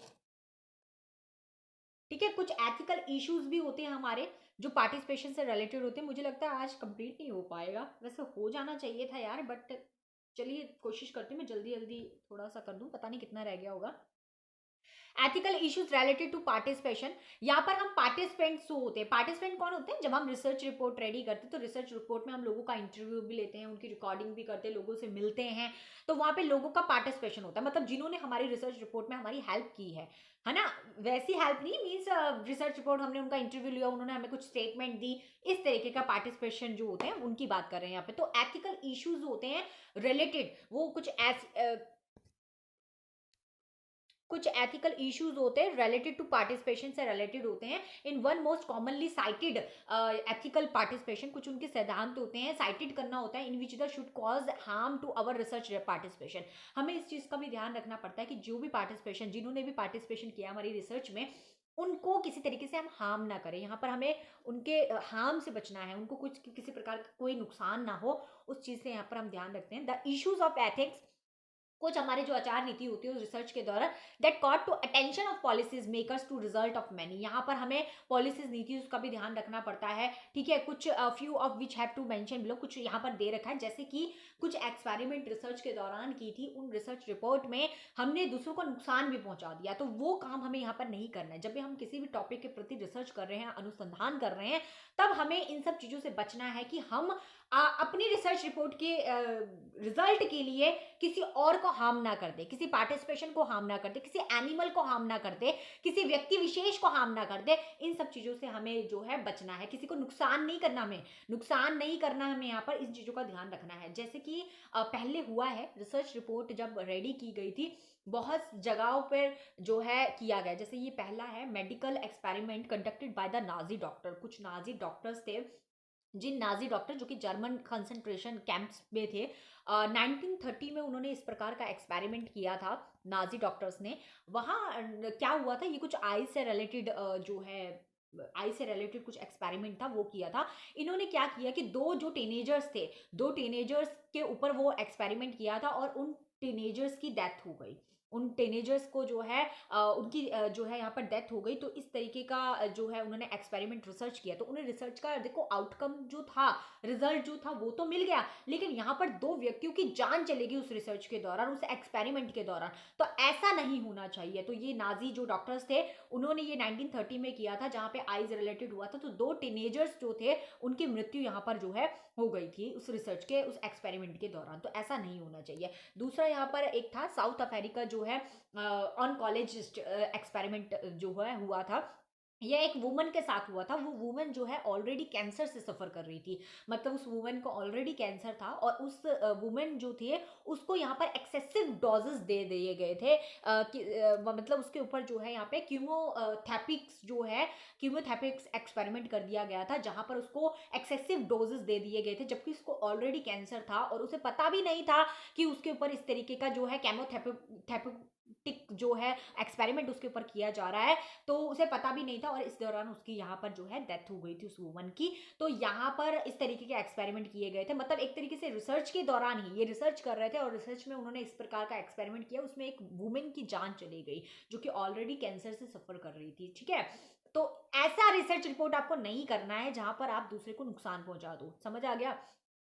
तीसरा पॉइंट है ethical issues during the organs, और यहाँ पर ऑर्गन ट्रांसप्लांट को लेकर यहाँ पर जो है इशू हुआ था, जहाँ पर जो है स्टाइलाइजेशन हुआ था, और भी तरीके से यहाँ पर किया गया था। यहाँ पे लोगों को जो है नसबंदी कर दिया जाता था, और नसबंदी करके उनका एक्सपेरिमेंट किया जाता था यहाँ पर। तो यहाँ पर इस तरीके का एक्सपेरिमेंट नहीं करना जिससे आपको किसी दूसरे को नुकसान पहुंचाना पड़े, ठीक है। और यहाँ पर चौथा वाला है एक्सपेरिमेंट ऑफ एनिमल्स। एनिमल्स के ऊपर भी कई तरीके के एक्सपेरिमेंट किए जाते हैं।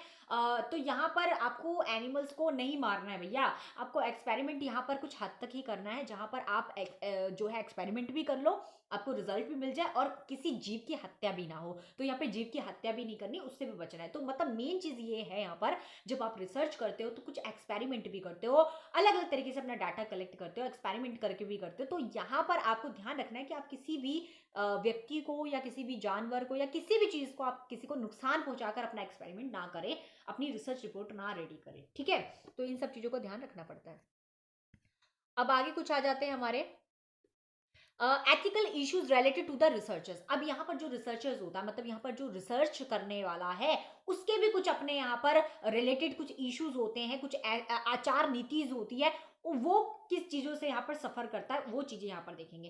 पहली चीज आ जाती है अवॉइडिंग बॉयज। यहाँ पर जो है बॉयज को जो है अवॉइड करना पड़ता है, मतलब यहाँ पर जो भी आपके रिलेटिव है, आप किसी का इंटरव्यू ले रहे हो या कुछ कर रहे हो, तो अगर वो जान पहचाना व्यक्ति है या आपका नोन व्यक्ति है या आप उससे क्लोज हो, आपका रिलेशन है उस व्यक्ति के साथ, तब आप उसको यहाँ पर डाल रहे हो, तो आपको उस चीज से बचना चाहिए। जब आप रिसर्च रेडी कर रहे हो, आप एक रिसर्चर हो, आप अनुसंधान करने वाले शोधक हो यहाँ पर, तो आप जब शोधक हो तो आपको यहाँ पर इन चीजों से, भाईचारे की भावना से, आपको इन सब चीजों से बचना चाहिए। आपको यहाँ पर बिल्कुल एक होकर, मतलब एक आपको यहाँ पर बिल्कुल इक्वालिटी करनी होती है। यहाँ पर आपको किसी तरीके का कोई भेदभाव, कोई डिस्क्रिमिनेशन नहीं करना होता। Objective in research means to avoid the bias and to research process and consider unethically, मतलब यहाँ पर अनएथिकली नीति नहीं अपनानी, गैर कानूनी तरीके से आपको कुछ नहीं करना। Bias means to deliberate attempt to either hide fact, यहाँ पर आपको बिल्कुल जो हाइड फैक्ट होते हैं उनको हाइड ही करके रखना होता है, under represent over represent them, ठीक है। मतलब ऐसा नहीं होता है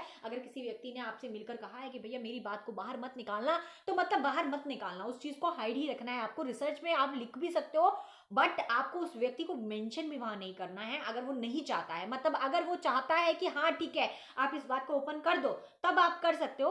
अगर वो मना करता है तो आपको उस बात को गुप्त ही रखना है, गोपनीय ही रखना है। तो यहाँ पे अवॉइडिंग बाइस से बचने की कोशिश करनी है। डिटरमिन द ट्रूथ, सच्चाई को जानने का प्रयास करना है। सेकेंड पॉइंट है provision and deprivation of a treatment. यहाँ पे आप डिप्राइवेशन भी करते हो, मतलब this is a specifically true in case of a medical research. जो ये मेडिकल केस होता है या मेडिकल रिसर्च होती है वहां पर ये ज्यादातर यूज किया जाता है। It is ethical to provide the study population with an intervention and treatment has not be a conclude proven effective. यहाँ पर आप अच्छी तरीके से जो है चीजों को जो है नहीं दिखा पाते। कई कई बार जो है आप यहाँ रिसर्च में फेल भी हो जाते हो, कई कई बार आप अच्छी तरीके से रिसर्च नहीं भी कर पाते हो। लेकिन यहाँ पर आपको उन चीजों को भी ध्यान रखना है, मतलब रिसर्चर्स को जिस चीजों को करते हुए वो फेल हुआ है, मतलब नहीं कर पाया है, उन चीजों को भी यहाँ पर उसको बताना पड़ता है, रिसर्चर्स को बताना पड़ता है, ताकि अगर कोई और व्यक्ति रिसर्च कर रहा है, कोई और व्यक्ति इसी टॉपिक पर अनुसंधान कर रहा है, तो उसे इस बात का ध्यान रखे वो कि इस व्यक्ति ने ये सब काम ऑलरेडी कर चुका था बट इसमें वो फेल रहा, ये चीज सक्सेसफुल नहीं हुई। तो मतलब आपको जो डिप्रिवेशन है, मतलब यहाँ पर जो चीजें में आप फेल भी हुए वो चीजें भी आपको यहाँ पर मेंशन करनी पड़ती है। जैसे कि एडिसन का आपको बताया था ना कि एडिसन ने बल्ब का वो किया था, इन्वेंशन किया था, तो उसने 9999 बार ये प्रयत्न किया था। तो वो जो 9999 बार जो वो गलती कर रहा था, ठीक है मेरे यहाँ पे, ठीक है, तो यहाँ पर जो वो इतनी बार उसने जो प्रयास किए, ठीक है, उसमें वो विफल रहा, तो उसने उसका क्या किया, उसने उसको मेंशन किया, उसने उसको बताया कि भैया मैंने जो ये 9999 बार जो गलतियां की ना, वो कौन कौन सी गलतियां की वो उसने बताई वहां पर, ताकि अगर कोई दूसरा व्यक्ति उसके ऊपर कर रहा है तो वो देखेगा कि अच्छा इसने ये मिस्टेक की थी, मतलब ये चीज ये ट्रायल कर चुका है ऑलरेडी, ठीक है। तो उन चीजों को भी यहाँ पर लिखा जाता है प्रोविजन और डिस्क्रिमिनेट में, ट्रीटमेंट में। तीसरा आ जाता है using a appropriate research methodology. यहाँ पर आप बिल्कुल एप्रोप्रिएट रिसर्च ही करेंगे, मेथोलॉजी अपनाएंगे to deliberate use of a highest based sample method and procedure to unethically, मतलब गैर कानूनी तरीके से कुछ भी यहाँ पर नहीं करेंगे, कुछ भी गलत चीजों का यूज यहाँ पर नहीं करेंगे। यहाँ पर आप किसी भी तरीके से पक्षपाती चीजें नहीं करेंगे, बिल्कुल ध्यान रखेंगे, पक्षपात नहीं करेंगे। और साथ ही चीज, एक ही सैंपल को आप बार बार रिपीटिशन में नहीं लेकर आएंगे, ठीक है, एक ही चीजों को बार बार रिपीट नहीं करेंगे। इनकरेक्ट रिपोर्टिंग, यहाँ पर आप जो है गलत रिपोर्टिंग पर भी चीज करेंगे, मतलब यहाँ पर आप ध्यान देंगे कि जो भी आप रिपोर्टिंग कर रहे हैं वो बिल्कुल सही हो। So it can be done to advance the interest of the researchers. यहाँ पर रिसर्चर्स का इंटरेस्ट होना चाहिए कि वो एक जो है करेक्ट रिसर्च रिपोर्ट ही रेडी करें, इनकरेक्ट से बचने का प्रयास करेंगे यहाँ पर। फिर पांचवा पॉइंट है इन appropriate use of information. Information का गलत यूज नहीं करना है। यहाँ पर कई कई बार क्या होता है, इंफॉर्मेशन का आप गलत यूज कर जाते हो, तो यहाँ पर इंफॉर्मेशन का गलत यूज नहीं करना। इंटेंशनली, बाय इंटेंशनली भी लोग यहाँ पे गलत यूज कर देते हैं इंफॉर्मेशन का, ठीक है, जानते हुए कि ये गलत है तब भी कर जाते, तो यहाँ पर ये नहीं करना। Sometimes it will be possible to individual to process of 98 to achievement benefits of the organ. मतलब सिंपली चीज है कि आपको यहाँ पर इनकरेक्ट वे में किसी भी चीज को यूज नहीं करना है, गलत इंफॉर्मेशन का यूज नहीं करना है। तो ये सब चीजों का आपको, ये सब एथिक्स का रिसर्चर्स को जो शोध करता है उसे इन चीजों का ध्यान रखना पड़ता है। और क्या ध्यान रखना पड़ता है उसको, सम कीज है, कुछ कुछ की वाले टर्म्स है जो एथिकल इश्यूज जो है वो यहाँ पर रिसर्चर्स को हेल्प करते हैं। तो पहला आता है फैब्रिकेटिंग बिहेवियर। यहाँ पर जो है फैब्रिकेटिंग बिहेवियर होना चाहिए, मतलब यहाँ पर आप क्रिएशन ऑफ स्प्यूरियस डाटा, मतलब यहाँ पर आपको जाल बना देना for researchers for their recording and drawing influence, ठीक है। तो यहाँ पर जाल मतलब जो है स्प्यूक्यूरियस डाटा जो है वो नहीं होना चाहिए, मतलब यहाँ पर कॉपी पेस्ट वाला डाटा नहीं होना चाहिए कि जैसे हम कॉलेज लाइफ में करते हैं ना, जब हम पीजी कर रहे होते हैं, पोस्ट ग्रेजुएशन कर रहे होते हैं, तब हम पोस्ट ग्रेजुएशन के टाइम पे हमें बोलते हैं भैया रिपोर्ट रेडी करो, तो हम क्या करते हैं यार, एक दूसरे की कॉपी मार लेते हैं, क्योंकि हमें पता होता है कि वो डाटा कोई चेक करने वाला नहीं है। तो यहाँ पर हमें जो है स्प्यूरियस डाटा कलेक्ट नहीं करना है, मतलब एक जाल कॉपी पेस्ट वाला जो डाटा होता है उसको यहाँ पे कलेक्ट नहीं करना, क्योंकि ये रिपोर्ट हमारी चेक होने वाली है। इस रिपोर्ट के ऊपर हमारे जो है एक एक पॉइंट को देखा जाएगा, कहाँ से आपने लिया रेफरेंस देखा जाएगा, किसका रेफरेंस दिया सब देखा जाएगा, कौन सी बुक से उठाया, सब कुछ यहाँ पर हमारा क्या होता है, जांच पड़ताल होती है, इन्वेस्टिगेशन होती है रिसर्च में पूरी तरीके से, ठीक है। इसलिए हमें यहाँ पे एक एक लाइन भी बड़ी सोच समझ के लिखनी पड़ती है, ठीक है। तो ये चीज यहाँ पर जो है फैब्रिकेटिंग बिहेवियर जो है उससे हमें बचना चाहिए। यहाँ पर दूसरा आ जाता है फॉल्सिफिकेशन, यहाँ पर जो गलत इंफॉर्मेशन होती है, गलत डाटा होता है, उससे हमें यहाँ बचना चाहिए। द मैनिपुलेशन, हेरा फेरी से बचना चाहिए। हम हेरा फेरी कर रहे हैं, घुमा फिरा रहे हैं बातों को, लेकिन हमारी बात वही है, हम एक ही चीज को जो है अलग अलग तरीके से अलग अलग व्यक्ति को बताकर हम उसको इंडिकेट करने की कोशिश करते हैं। ऐसा नहीं करना चाहिए, क्योंकि जब जांच पड़ताल होगी ना, तो हमारी ये सारी हकीकत, ये जो सारी चीजें होती है ना, वो बाहर आ जाती है, ठीक है। प्लैगरिज्म नहीं होना चाहिए, साहित्य की चोरी नहीं होनी चाहिए। यहाँ पर हमें साहित्य की चोरी से बचना चाहिए, जो दूसरों की चीजों डाटा उठाकर अपने अंदर डाल रहे हैं, अपने आइडियाज, दूसरों के आइडियाज को उठा रहे हैं, दूसरों के थॉट्स को उठा रहे हैं, दूसरों की पिक्चर्स, थ्योरीज, वर्ड्स को उठा रहे हैं, अपनी रिसर्च रिपोर्ट में डाल रहे हैं। तो ऐसा हमारा बिल्कुल भी नहीं करना चाहिए। तो प्लैगरिज्म मतलब साहित्य की चोरी से हमें जो है बचना चाहिए, क्योंकि ये भी बाद में जब इन्वेस्टिगेशन होता है तो पता चल जाता है, या वो हम पे क्लेम कर देता है कि भैया इसने मेरा रिसर्च रिपोर्ट से मेरी डाटा उठाई है, मेरा कलेक्शन उठाया है। तो ऐसा नहीं होना चाहिए। तो ये भी 3 टाइप के होते हैं, जो प्लेगरिज्म होता है वो भी 3 टाइप के यहाँ पर होते हैं। एक होता है इंट्रा कार्पल, एक होता है एक्स्ट्रा कार्पल, और एक होता है ऑटो प्लेगरिज्म। इंट्रा जो है कार्पल होता है, जो इंट्रा सर्पल होता है, वो कैसा होता है, इसमें क्या होता है, डाटा को कॉपी किया जाता है। The case of plagiarism where the one student had copy the another. जैसे आप पीजी लेवल में करते हो, क्या करते हो आप, पोस्ट ग्रेजुएशन लेवल में आपको बोलते हैं भैया आपको असाइनमेंट रेडी करनी है, आपको करनी है, तो आप क्या करते हो, कॉपी पेस्ट कर लेते हो। तो यहाँ पे इंट्रा कार्पल में क्या करते हैं, आप एक से दूसरे की कॉपी करते हो। तो इस तरीके का प्लेगरिज्म होता है पहला, जिसको इंट्रा कार्पल कहते हैं, जहां पर आप एक से दूसरे की कॉपी कर लेते हो और कॉपी पेस्ट करके अपनी रिसर्च रिपोर्ट रेडी कर देते हो। इस तरीके का प्लेगरिज्म होता है। दूसरा एक्स्ट्रा कार्पोरेट होता है, जिसमें क्या करते हो आप, in and intensive of plagiarism where the student has copy the material from the external source. यहाँ पर जो स्टूडेंट होता है ना, वो कॉपी करता है मटेरियल कहीं से दूसरी जगह से, मतलब सेकेंडरी डाटा से। आप किसी बुक से कर सकते हो, जर्नल आर्टिकल से उठा सकते हो, वर्ल्ड वाइड वेब मतलब इंटरनेट से उठा सकते हो, अलग अलग तरीके से आप वहां पर से नेट से डाटा ऑलरेडी है, आप वहां से उठाकर अपने पे डालो। तो इस तरीके का डाटा भी जो है चलने वाला नहीं, तो इस तरीके का प्लेगरिज्म भी नहीं करना है आपको। तीसरा आ जाता है ऑटो प्लेगरिज्म। ऑटो प्लेगरिज्म क्या होता है, it is a cited one on work, मतलब यहाँ पर साइटेड है, मतलब क्या कहने का मतलब है कि यहाँ पर किसी व्यक्ति ने ऑलरेडी किसी को मेंशन कर रखा है, ऑलरेडी किसी का रिसर्च रिपोर्ट है, आप उसकी रिसर्च रिपोर्ट उठाकर अपने उसके अंदर डाल रहे हो। तो ऐसा ऑटो प्लेगरिज्म भी नहीं करना है आपको, मतलब किसी के ओन वर्ड्स को उठाकर आपने अपनी एक्नॉलेजमेंट में डाल दिया, तो ऐसा प्लेगरिज्म भी नहीं करना। तो ये 3 प्लेगरिज्म आपको बताएं, इस तरीके से प्लेगरिज्म होता है, ये नहीं करना। आपका जो रिसर्च रिपोर्ट होनी चाहिए ना दोस्तों, वो आपकी खुद की होनी चाहिए, आपने खुद वो चीज जनरेट की होनी चाहिए, न्यू कंट्रीब्यूशन आपका खुद का होना चाहिए, किसी का चुराया हुआ नहीं होना चाहिए। तो साहित्य की चोरी आप यहाँ पर नहीं करनी है, उसका ध्यान आपको रखना है। आगे चलते जरा, फोर्थ पॉइंट क्या कहता है। फोर्थ पॉइंट कहता है मल्टीपल यहाँ पर ऑथरशिप होती है, मतलब यहाँ पर अगर आप कोई रिसर्च रिपोर्ट रेडी कर रहे हैं, तो वहां पर आपके आप मतलब ऑथर्स वहां पर कई सारे हो गए हैं, मतलब कई सारे 5-6 ऑथर आपके हो गए, लेकिन आपने वहां पे एक को मेंशन कर रखा है। तो ऐसा नहीं होना चाहिए। जहां पे मल्टीपल ऑथर है, वहां पर आपको अपनी रिसर्च रिपोर्ट में उस मल्टीपल ऑथर्स का नाम लिखना ही पड़ेगा, क्योंकि एक नहीं तो दूसरा क्लेम करेगा आपके ऊपर, दूसरा नहीं तो तीसरा क्लेम करेगा। तो इसलिए आपको अगर वहां पर ऑथर इतने सारे हैं, तो आपको उन सबको मेंशन करें। देयर कैन बी मैनी जो है इम्प्रॉपर्टीज ऑफ द ऑथरशिप हो सकती है, and improper assignment of credit हो सकता है, मतलब यहाँ पर आपको सबको सबका क्रेडिट देना है।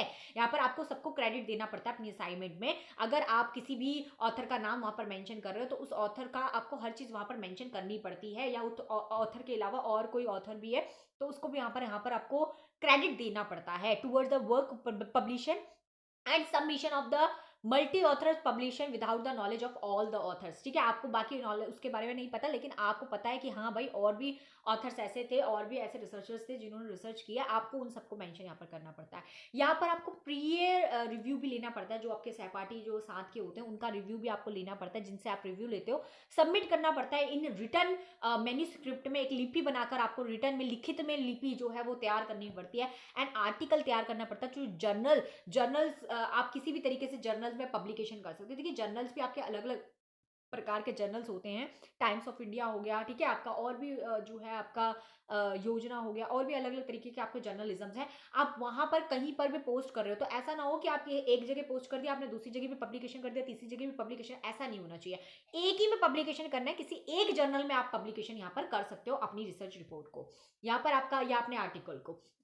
यहाँ पे क्या होता है, छठा पॉइंट कहता है डुप्लीकेट एंड पार्शियल पब्लिकेशन, यहाँ पे आपको डुप्लीकेशन से बचना होता है, मतलब कॉपी वाली चीजों से बचना होता है। It is publication the same data को, सेम रिसर्च रिपोर्ट को आप यहाँ पर जो है पब्लिकेशन, अगर आपको लग रहा है ना मैं स्पीड में बोल रही हूँ तो आप स्पीड कम कर सकते हैं, अगर आपको स्क्रीन में क्लैरिटी नजर नहीं आ रही है तो आप ऊपर से जो है उसको उसका जो क्या कहते हैं, स्क्रीन की जो विजिबिलिटी होती है ना उसको सही कर सकते हो, सेट कर सकते हो, एचडी कर सकते हो, ठीक है, तो आपको थोड़ा सा विजिबिलिटी जो है साफ नजर आने लग जाएगी। अगर आपको स्पीड में लग रहा है आप थोड़ी स्पीड कम कर लीजिए, ठीक है, क्योंकि आज की क्लास को तो मैंने खत्म करना है, पूरा सोच रखा है, ठीक है। चलिए आगे चलते जरा थोड़ा सा, बस अब ये जो पॉइंट्स है ये सारे पॉइंट्स को मैं क्लियर कर देती हूँ, उसके बाद हमारी क्लास फिनिश हो जाएगी, ठीक है। तो यहाँ पर आर्टिकल्स कुछ टॉपिक्स है, कुछ वर्ड्स हैं जिनके बारे में हमें पता होना चाहिए अपनी रिसर्च रिपोर्ट में। तो देखिए आर्टिकल्स का ऑलरेडी मैं डिस्कशन कर चुकी हूँ कि जो आर्टिकल्स होता है वो कम शब्दों में होता है। आर्टिकल में आप क्या करते हो, आर्टिकल में आपको एक अपनी जो है डिग्री चाहिए होती है, और आपको जो है जब कॉलेज लेवल में आप होते हैं, पोस्ट ग्रेजुएशन कर रहे होते हो, तब आपको बोलते हैं कि भैया आप इस तरीके का आर्टिकल बनाइए या इस तरीके की आप जो है इंफॉर्मेशन रिसर्च कीजिए। तो आप जब वो रिसर्च कलेक्ट करते हो तो आपको पता होता है, आप वहाँ पे कॉपी पेस्ट भी कर लेते हो, बट कुछ कुछ इन्वेस्टिगेशन होते हैं जो अच्छी तरीके से रिसर्च रेडी करते हैं, ठीक है। तो यहाँ पर आप क्या करते हो आर्टिकल में, मैंने पिछली क्लास में पढ़ाया था ना आर्टिकल के बारे में, तो बस वही चीजें यहाँ पर आएगी आपकी, ठीक है। तो आप यहाँ पर आर्टिकल में क्या करते हो, आप कम शब्दों में अपनी चीजों को लिखते हो, एक न्यू कंट्रीब्यूशन आप यहाँ पर करते हो, नई चीजों को ऐड ऑन करते हो, क्योंकि ऑलरेडी उस चीज के प्रति किसी ने रिसर्च बना रखी है, तो आप उस रिसर्च में सिर्फ अपना एक न्यू कंट्रीब्यूशन करते हो, कम शब्दों में करते हो, ठीक है, और जरूरी चीजें होती है, और आपको इसमें यहाँ पे किसी चीज का डर नहीं होता कि किसी ने आपकी चीजों को यहाँ पर आपने किसी ने आपका यहाँ पे क्लेम करना है या प्लेगरिज्म का आरोप लगाना है किसी ने यहाँ पे, तो यहाँ पे आप बिल्कुल इन चीजों से बेफिक्र होते हो आर्टिकल में, ठीक है। तो आर्टिकल में थोड़ा सा पढ़ लेंगे, रिसर्चर्स जो आर्टिकल्स होते हैं, रिसर्चर्स जो आर्टिकल होते हैं बेस्ड ऑफ ओरिजिनल रिसर्च, यहाँ पर जो ओरिजिनल रिसर्च करते हैं सच में आर्टिकल में, जब आपको कोई आर्टिकल दिया जाता है बनाने के लिए, रिसर्च करने के लिए, तो आप ओरिजिनली वहां पर रिसर्च कर रहे हो, सच में रिसर्च आप कर रहे हो अच्छी तरीके से। Kind of research very dependent upon the field, वो उसका फील्ड या टॉपिक डिपेंड करता है, वहां पर आप कई तरीके से एक्सपेरिमेंट भी करते हो, सर्वे भी करते हो, इंटरव्यू भी लेते हो, क्वेश्चन आर भी करते हो, एक्सेट्रा तरीके से आप डाटा को कलेक्ट करते हो वहां पे आर्टिकल में, अपने आर्टिकल में डालने के लिए। The author need to collect, यहाँ पे ऑथर को जरूरत होती है कि डाटा को कलेक्ट करे, एनालिसिस करे, तोड़ तोड़ कर उसे समझने का प्रयास करे, एक रॉ डाटा तैयार करो, and conduct a original study, और एक अच्छी तरीके से उसकी स्टडी करो। Research paper will be based on analysis, जो भी रिसर्च पेपर रेडी करते हैं वहां पर रिसर्च के जो पेपर बनाए जाते हैं उनको एनालिसिस करते हैं, इंटरप्रिटेशन, फिर उसकी व्याख्या करते हैं उस डाटा की, वेरियस स्टेप्स फॉलो करने पड़ते हैं यहाँ पर आपको पूरे प्रोसीजर में जब आप आर्टिकल बनाते हो। कंडक्टिंग रिसर्च, यहाँ पर आपको डाटा को कंडक्ट करना पड़ता है, मतलब डाटा को इकट्ठा करना पड़ता है, एक मैन्युस्क्रिप्ट राइटिंग, एक डाटा को राइटिंग करके मैन्युस्क्रिप्ट एक लिपि की फॉर्म में आपको उसको अपने पास रखना पड़ता है। जर्नल सिलेक्शन, यहाँ पर आपको जर्नल का सिलेक्शन करना पड़ता है कि आप यहाँ पर किस जर्नल से आप यहाँ पर डाटा को कलेक्ट करना चाहते हो या डाटा को डालना चाहते हो, ये सब चीजें आप यहाँ पर सिलेक्ट करते हो। जर्नल से सबमिशन, फिर आप डाटा को जर्नल सबमिशन करते हो, जर्नल में आप कहीं भी सबमिशन कर सकते हो, टाइम्स ऑफ इंडिया में कर सकते हो, जो है रोजगार में कर सकते हो, ठीक है, अलग अलग चीजों में आप वहां पर डाल सकते हो डाटा को। और क्या करते हो, मैन्युस्क्रिप्ट ट्रैकिंग, यहाँ पर आपकी जो भी मैन्युस्क्रिप्ट होती है, जो भी आपकी लिपि होती है उसको ट्रैक भी किया जाता है कि आपकी डाटा जो है वो कितना सही है, कहाँ तक है, कैसा है, सब चीज, और कहाँ तक पहुंच रहा है, आपकी डाटा कितने लोग यहाँ पर देख रहे हैं, ये सब चीजें भी यहाँ पर चेकआउट की जाती है, ठीक है। आपकी रिसर्चेस को कितने लोगों ने देखा, कितने लोगों ने किया, वो सब चीजें यहाँ पे चेक की जाती है। पीयर रिव्यू, यहाँ पर लोगों के रिव्यू क्या है, जो भी पार्टिसिपेशन है उनके रिव्यू क्या है, कैसे हैं, हैं, वो सब चीज़ों का यहाँ पे ध्यान रखा जाता है। मैन्यूस्क्रिप्ट का रिजेक्टेड, देखिए अगर आपकी जो भी रिपोर्ट है, रिसर्च है, उन सबको देखा जाता है, तो जब वो अगर रिपोर्ट बिल्कुल लगती है कि हाँ बिल्कुल सही है, तो पास ऑन हो जाती है। लेकिन अगर पब्लिकेशन हो जाती है, पास ऑन हो जाती है। लेकिन अगर वो जो है उनको उसमें कमी पेशी लगती है, सही नहीं लगती है, तो वो उसको रिजेक्ट भी कर सकते हैं। तो यहाँ पर रिजेक्शन का भी ऑप्शन होता है, और अगर रिजेक्ट नहीं होती तो उसको वो बिल्कुल पोस्ट को पब्लिकेशन कर देते हैं, पब्लिश कर देते हैं, ताकि लोग उसे जो है पढ़ सके। आपने देखा होगा कि हैरी पॉटर वाला, हैरी पॉटर को आप सभी जानते हैं, बहुत अच्छी तरीके से जानते होंगे आप सभी के सभी। तो हैरी पॉटर का कॉन्सेप्ट क्या था? हैरी पॉटर जो है, पहले मूवी थोड़ी ना आई थी, फिल्म थोड़ी ना पहले आई थी। हैरी पॉटर, जिस लेडी ने जो है हैरी पॉटर की जो है पूरी लिखी थी, कि हैरी पॉटर के बारे में जिसने सब कुछ लिखा था, उसने कई बार जो है हैरी पॉटर का रिव्यू जो है यहाँ पर पूरा, मतलब मैं कहूँ कि रिसर्च तो नहीं, बट एक आर्टिकल रेडी किया था उसने। कई बार अपने आर्टिकल रेडी किया, और उसने बहुत कोशिश की पब्लिकेशन करवाने की अपने आर्टिकल को, कि मैं हैरी पॉटर की जो बुक है उसको पब्लिश करवाऊंगी, पब्लिश करवाऊंगी, करवाऊंगी, करवाऊंगी। कई बार उसने अपना ट्रायल किया है, बहुत बार ट्रायल करने के बाद भी जो है उसने हार नहीं मानी। शी डिडंट गिव अप, उसने बिल्कुल गिव अप नहीं किया, और उसने जो है वो ट्रायल करती गई, करती गई, करती गई, करती गई। फिर एक जो पब्लिकेशन वाले थे, उन्होंने बोला कि यार चल ठीक है, तू काफी टाइम से पीछे गया। सब उसको भगा देते थे, बोले जा, क्या तेरी बुक करनी, हमने पब्लिश, क्या है भाई, क्या है ये औरत, है ना, क्या हैरी पॉटर है ना, मतलब सबने उसको इग्नोर किया, तो किसी ने उसको वैल्यू नहीं दी। बट क्या हुआ कि एक व्यक्ति ने उसको बोला कि चल ठीक है, इसकी पब्लिकेशन कर देते। जब उसकी हैरी पॉटर जो बुक थी, वो जब पब्लिकेशन की थी, तो जब उसकी पब्लिकेशन की ना, तो उसके फर्स्ट ही डे से, मतलब उस लेडी को पता भी नहीं था कि उसकी बुक पब्लिश हो गई है, लेकिन उसके इतने मतलब रिव्यूअर आने लगे, उसके मतलब रेन्यू उसके आने लगे इतने ज्यादा, कि मतलब इतने ज्यादा, मतलब वो हो गए। तब उस व्यक्ति ने सोचा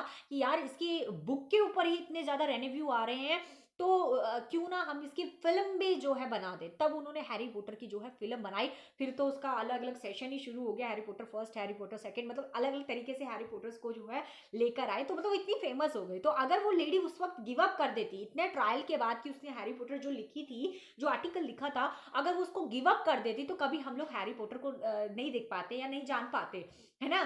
तो वो उसने गिव अप नहीं किया, और उसके थ्रू हमने जो है वो पब्लिकेशन हो गई, और पब्लिकेशन करने के बाद वो हैरी पॉटर फिल्म भी आ गई, और इतना अच्छा वो प्रचार प्रसार हुआ कि आज लाखों में। तो बहुत सारे ऐसे रिसर्चर्स होते हैं जो अपनी रिसर्च करते हैं, एक आर्टिकल रेडी करते हैं, उसको पब्लिश करवाते हैं। तो बहुतों की तो पब्लिकेशन बहुत ज़्यादा फैल जाती है, दूर तक फैल जाती है, और बहुतों की नहीं फैल पाती है। पर कभी कभी क्या होता है कि कभी कभी रिसर्चर्स की रिपोर्ट तो बहुत अच्छी होती है, लेकिन जो पब्लिकेशन करने वाले होते हैं ना, वो उसको रिजेक्ट कर देते हैं। तो कभी कभी वो भी गलत होते हैं, रिपोर्ट सही होती है, और कभी कभी रिपोर्ट गलत होती है और वो सही होते हैं। तो ऐसा भी हो जाता है कभी कभी, ठीक है। तो यहाँ पर देखिए, जैसे हैरी पॉटर के केस में, उसकी हैरी पॉटर की जो भी आर्टिकल था, वो कितना सही था, ठीक है, लेकिन कोई उसे लेने को रेडी नहीं था, ठीक है। तो यहाँ पर वो पब्लिकेशन करने वाले जो लोग थे, वो गलत थे यहाँ पर, ठीक है। बट जब उसने पब्लिकेशन कर दी, तो कितनी जल्दी जो है फैल गया, और कितनी जल्दी लोगों को उसमें मजा आया, इंटरेस्ट आया, ठीक है। तो वो चीज़ यहाँ पर होती है, ठीक है। तो इस तरीके से हम पब्लिश करते हैं फिर हर एक चीज़ को।